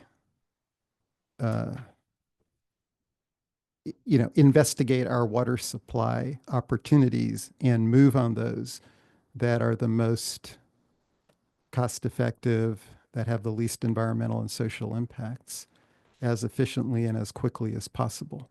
So I feel like with this update, you're giving at least me a lot of confidence that we are doing so. I think where Director Russell really pushed my buttons is when he suggested that these types of decisions are based on perspectives around growth or no growth. And that's not fair. I personally think that anytime water board directors start to make decisions about water supply based on political factors like growth, that's very dangerous for water supply delivery. It's like cutting your nose off to spite your face. That's not what I'm doing, Larry. Regardless of how I feel about growth or no growth in Marin, I firmly believe that we got to ensure that when there is the next drought, well, I don't even know if we'll be there in time for the next drought, but eventually there is a drought where we are not the only water supplier in the Bay Area that has to declare a water supply crisis. That's it. Well, we obviously see things differently. The issue is not one of so black and white in my thinking.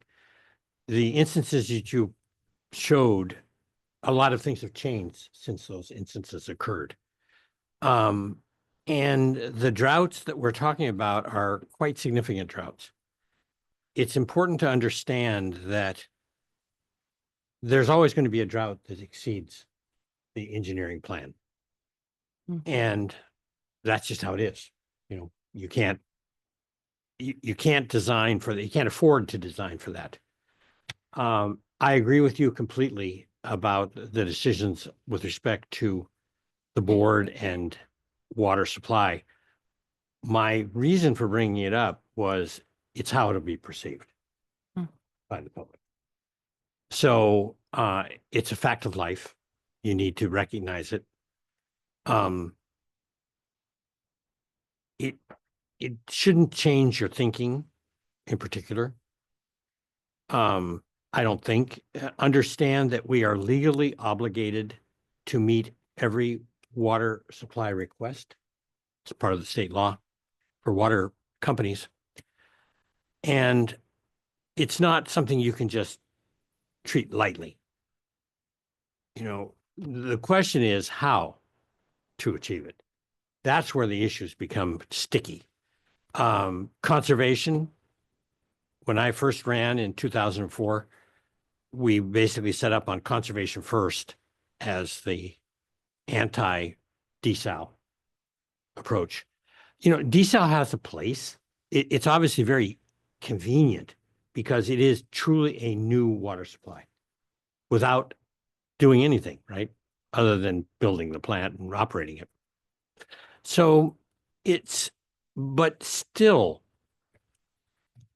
the logic, as Ben Franklin said, is waste not, want not. And that's the fact of life. If you can control the source demand, you end up with a good thing. The most exciting thing I found in your presentation, Paul, was the in-system improvements. Those are brilliant. And that excites me. I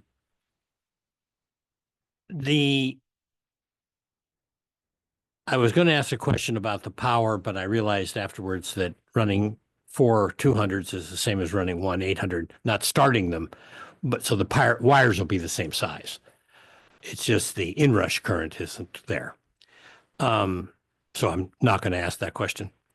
That's very clever. I like that. Although it seems to me something with a VFD could probably do the same thing, more or less.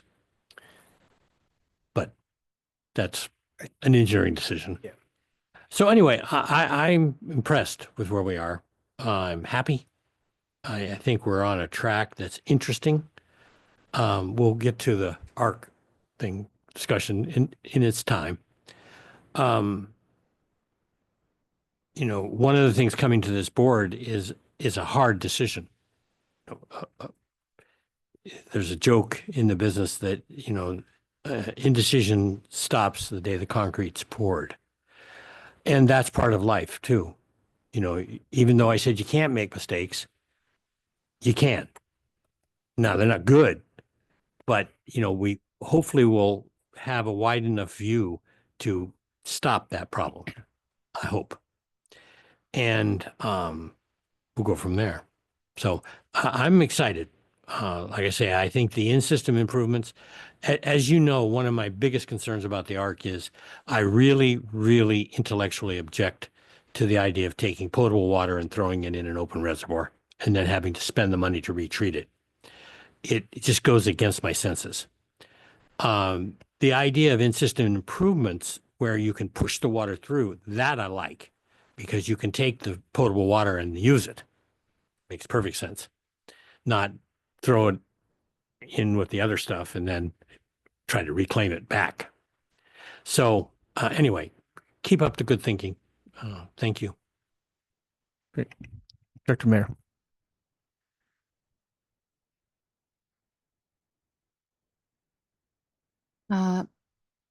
No, I think, you know, I think we're on track, Paul, and I really appreciate all the care and the time that you've taken when I've grilled you about these presentations before the meetings. I'm a little bit nervous that ARC seems so simple in comparison to some of the things that we have looked at lately. And I'm just keeping everything crossed that it will remain so. So I guess I would just reiterate Ranjiv's comments that, please do keep us very closely in the loop as things change. I'm sure inevitably they will. Hopefully they'll change in a good direction, not a bad direction. But otherwise, everything looks good. Thank you. Thanks very much. Great. Well, I actually don't think Ranjiv, you and Larry are that much in conflict as you might think. As far as I'm concerned, we're absolutely in a water crisis right now. We're in the midst of a massive global climate change. We have no idea if it's going to rain this winter or not. We need to go all systems go on every single possibility that can help supply water for our customers and for our habitat. And you're doing that. You're looking at everything, and that's exactly what you should be doing. We're leading with water efficiency because we should. We know we can control that, and we can do better at it. And to quote Ben Franklin, lost time can never be found again. And so we are in a crisis, and you are doing all the appropriate things to lift every rock and try to find every possible gem that we can find. So I'm supportive of stopping the CEQA process in Nicasio. I'm supportive of your moving forward with further investigations into some of these other opportunities, including the winter water opportunities from the Russian River. Very supportive of the AMI project, which I think will yield significant returns for everybody and help our systems to be better and more thoughtful as we bring data into modernizing this agency. So I think we're moving in the right direction, and thank you for the presentation. It does represent a very important strategic plan that we put together a couple of years ago. And that is what we are doing on this board. We are planning ahead. We're looking forward. And we're not going to get caught again, I hope, like we were a few years ago. So this kind of thoughtful planning is what we should be doing. And as you said, Larry, we can't make mistakes. So keep going, keep investigating, keep trying. And I think we're on the right track. Great. Paul, I'm going to set expectations. I don't have a quote for you on here, but I did want to highlight I did want to highlight something Director Russell brought up, and because we're focused on ARC, but the in-system improvements are incredibly important, and we talked about how far a drop of Sonoma water can currently move through our system now and how restricted that is. So that benefit's going to be very big. And also just the work that's being done out at Sewahuli to actually be able to access that water quickly in a way that's responsible. I mean, we talk about it right now, trucking diesel out to West Marin throughout, constantly over a 24-hour cycle for months at a time just does not seem like the way we should be doing business in 2025. So appreciate the effort on both of those. And then, I think we could probably sit here for a while and debate whether we need the water or we don't, but it's really hard to argue the benefit of increased resiliency and regional strength. And ARC is doing both of those, not only for us, but North Marin and Sonoma. And I think it's hard to put a cost or value on that, but it's incredibly important as we move to the future, as we try to future-proof ourselves for events, weather patterns that we don't know how to gauge the severity of them. So I thank you very much for both of those. I think this is done an environmentally friendly project as well. When you look at it, we will have to add some pump stations, which cause a draw, but we're taking water that would have been excess to the ocean. And we hear quite all the time, there's so much water that runs out to the bay, runs out to the ocean. How can we not grab that? Well, this is grabbing that in a way that's responsible. So I thank you for that. So very much in support of it. Thank you for the update. Really good to see that we have other options. Really good to see we're there in the window of success as we move these projects forward. And just to echo everything else, the more updates, the more engagement, more better for all of us. So with that, we'll go ahead and turn to public comment. Terry? Yes, we have 7 speakers so far. So the first 3, Phil Sauter, Bob Shiro, and Martha Davis. Thank you very much for redoing the Nicasio Spillway project costs, not only financial costs, but environmental and community costs as well. It seemed unfair to burden Nicasio folks so that residents 30 miles away could irrigate their lawns with potable water. I was initially disappointed that tonight's presentation included only one slide on conservation as a source of water supply, with no specific project or cost info other than brief references to AMI and recycled water for Peacock Gap. But given what we've learned from the recent super user study, perhaps it's for the best that we can take a fresh look at where our conservation focus needs to be. At the recent Planning Committee presentation, there was an informative discussion about efforts to promote conservation among these super users and their 3,600 acre feet of annual usage. One thread concerned our inability to reach many of these super users. Even though many of them have AMI devices, they're still willing to let the meter run and have lush green lawns no matter the expense. And some of these customers would need 100 rain barrels a day. One customer was even willing to put up with a leak of a few hundred gallons a day over a 3-year period.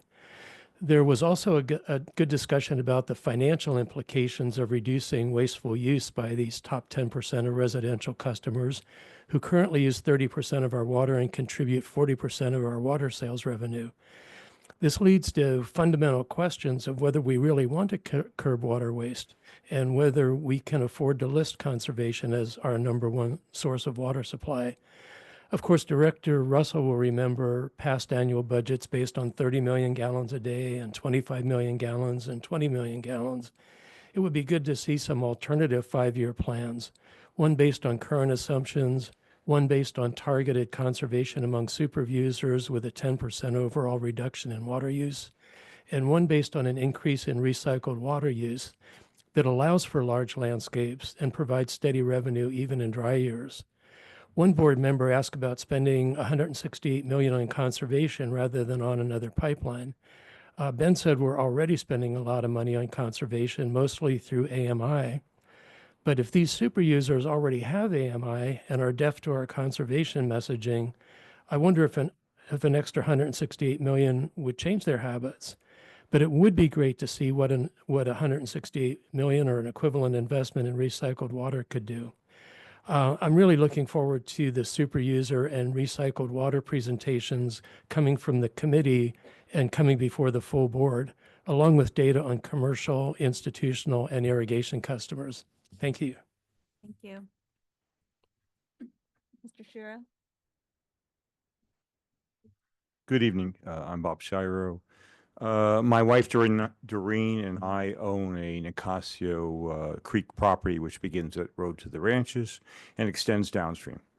So I want to thank board members Matt and Ranjib, as well as Water District personnel Ben, Alicia, and Sean for their commitment to a thorough process that has allowed our concerns to be heard and addressed.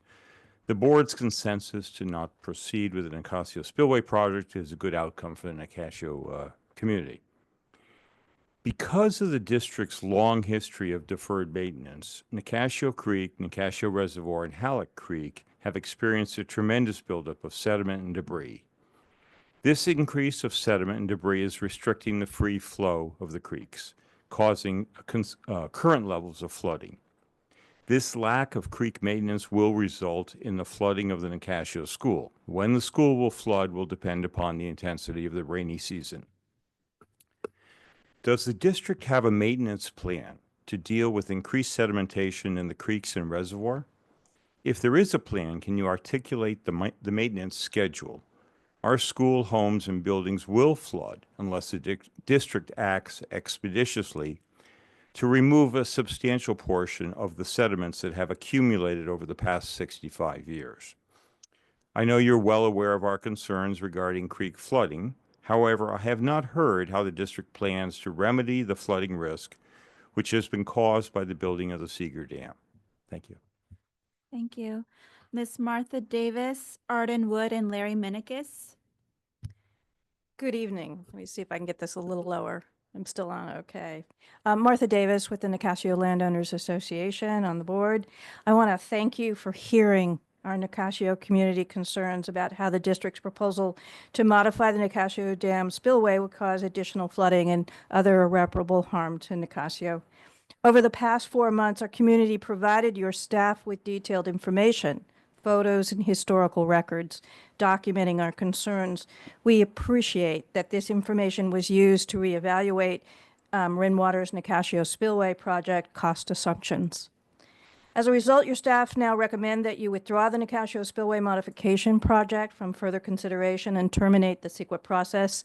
We emphatically support staff's recommendation to stop the project due to the high cost to Marin Water ratepayers, as well as its adverse impacts on Nicasio. Today, we also ask that you request staff to act on our community concerns about the long overdue creek maintenance and sediment accumulation that now contribute to increasingly severe flooding conditions along Halleck and Upper Nicasio Creeks, including our historic school. We firmly believe that these issues are best addressed through a collaborative problem-solving process.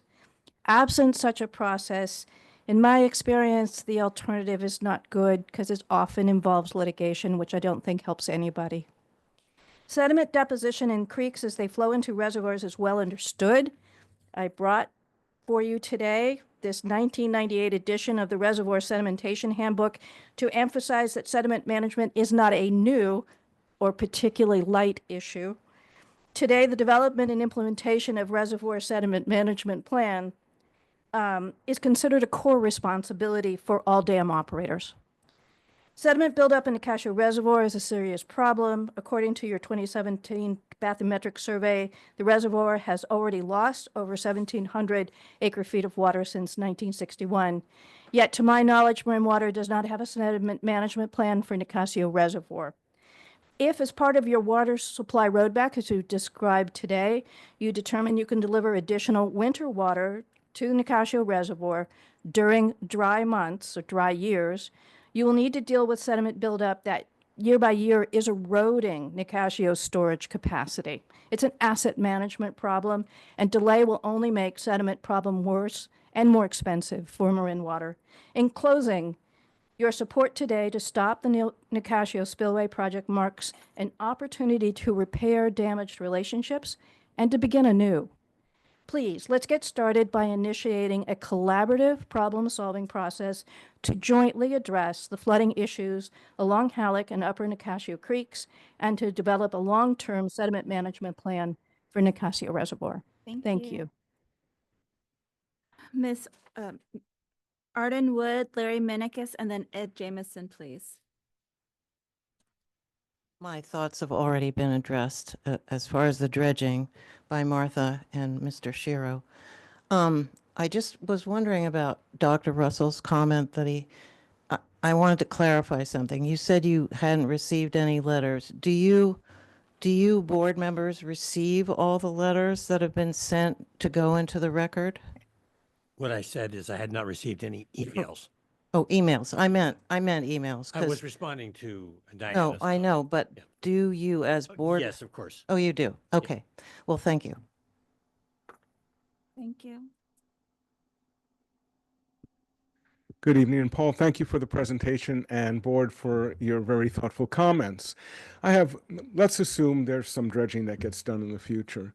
I have one question. We were talking about 3,700 acre feet additional capacity for Nicasio, raising the gates to whatever, 4 or 5 feet. What I'm wondering is if it was cut in half, if it was a smaller raise that did not impact the roads, so that you save 8 to 12 million on having to raise the roads, and then you save another 3 to 5 million on not having to mitigate for the school. Would a project like that make any sense at this point, or is it just too expensive? I mean, perhaps you gain 1,000, 1,500, or 2,000 acre feet with a smaller project. I don't have the answer for it, but I'm asking the question about it. Thank you. Thank you. Next speakers, Ed Jamison, 1402, and Marilyn Price. Go ahead, Mr. Jamison. Yes, can you hear me? Yes. Raising the Nicasio spillway would increase the reservoir's evaporative surface area. Forecasted yields have been overstated and need to be reduced by about 25% to reflect increased evaporation losses over 4 years. The Phoenix to Bontempi project doubled in cost from 5 million to 10 million about a year ago, and I believe no acre-foot cost estimate has been presented. The board should be informed of that cost if there's any further discussion of this. As for ARC Phase 2, we won't be prepared for an extended drought until Phase 2 is installed, which would likely yet take another 5 years or so. ARC Phase 1 is almost too small to matter. As for AMI water savings, the SWISA forecast assumed water efficiency actions would reduce demand by 4,000 acre feet by 2045, with the biggest savings assumed to come from AMI. I don't understand how the updated plan now claims the second supply equivalency from AMI. it has already been counted as an assumed reduction to Swissa's demand. Thank you. Thank you. 1402, please. James Holmes, Larkspur. The Nicasio situation is very discouraging to me. The landowners of Nicasio will celebrate tonight, as did the landowners of Sulahuli on an earlier night. Whether customers should celebrate is another question. The private interest of the landowners have been served, but has the greater good for the greatest number been served? The board backed off the Phoenix project under environmental pressure. The board backed off the Sulahuli project under landowner pressure, and now it has backed off the Nicasio project under landowner pressure and cost considerations. The cost estimates do sometimes seem to correspond to landowner interests and environmental objections. But in any event, if you back off whenever anyone's ox is gored, then everyone's ox will be gored because the water supply will be insufficient. We seem to be taking things off the list but not adding any, and I am afraid that if this trend keeps up, then we're going to end up short, a roadmap to a dead end. Thank you. Thank you. Ms. Marilyn Price, please. I've now given you permission to unmute yourself. Oh, sorry, that was me again. I apologize. Go ahead. Wait a minute. Go ahead. Did she mute herself? Oh, I'm sorry. Ms. Price. Ms. Price? Yes, can you hear me? We can hear you now. Okay, I kept clicking and I think you were clicking too loud. So sorry I had to miss open comment time, as my comments are somewhat general about the importance of conservation as a solution now and certainly in the future. I'm mostly disappointed are the super users, and really most users, as if they are using 65 average per individual today. To me, that is still too much. I've said this before, but our home only uses about 21 gallons per day per person. There are 4 of us. I use very little, but my family upstairs are not extreme like I am and are not using water. And they are taking shorter showers and don't leave the water running while brushing their teeth. But we hardly water our outdoor plants, and the yard does fine each year. I truly feel most people are still watering their landscape too much and don't use the hand tool to find out the moisture level and when watering is needed. I wince every time I hear my neighbor turn on her sprinkler system to water her lawn. Hopefully, with tons more education, people will decrease their indoor use too and outdoor. It takes money to get the word out in very effective ways, but not as much as present proposals to bring us more water. But I do think we need to reach out to them about the importance of water conservation going forward as the years gone on. As Jed said, from what I read, it will only get worse. I also think we need more water restrictions placed on our residents, as volunteer efforts will only go so far. Most of our environmental organizations are finding out that this is so. I also think we should get the news about the super users out to all residents so that people understand this as a problem. Finally, I'm very grateful to those who spoke up about Nicasio and your time and effort to reconsider your decision. Public comment and people attending to issues is always important, as we are seeing in our political issues around us today. It seems to me like in these days, we're always looking for technical fixes when many issues can be solved with conservation and living within our planetary boundaries. Remember during COVID, our air cleared and we could see the mountain 100 miles away because people were driving less. Thank you. Thank you, Ms. Price. There are no further speakers. Great, thank you very much. I'd like to bring it back to the board if they have any closing comments on this. Okay, Paul, with that direction, does staff have enough to move forward with the Nicasio project? Yes, thank you. Great, excellent. With that, we'll move on to item number 10, future board and committee meetings and upcoming agenda items. Yes, I just wanted to remind the board that next week is our committee meetings, the planning committee. I was going to say commission. Sorry, it's late at night. The planning committee meeting next Tuesday in the morning at 9:30, and then the finance and administration committee meeting just by itself next Thursday at 9:30. The next finance and administration committee meeting that's going to be with the special meeting with the board of directors is actually next month.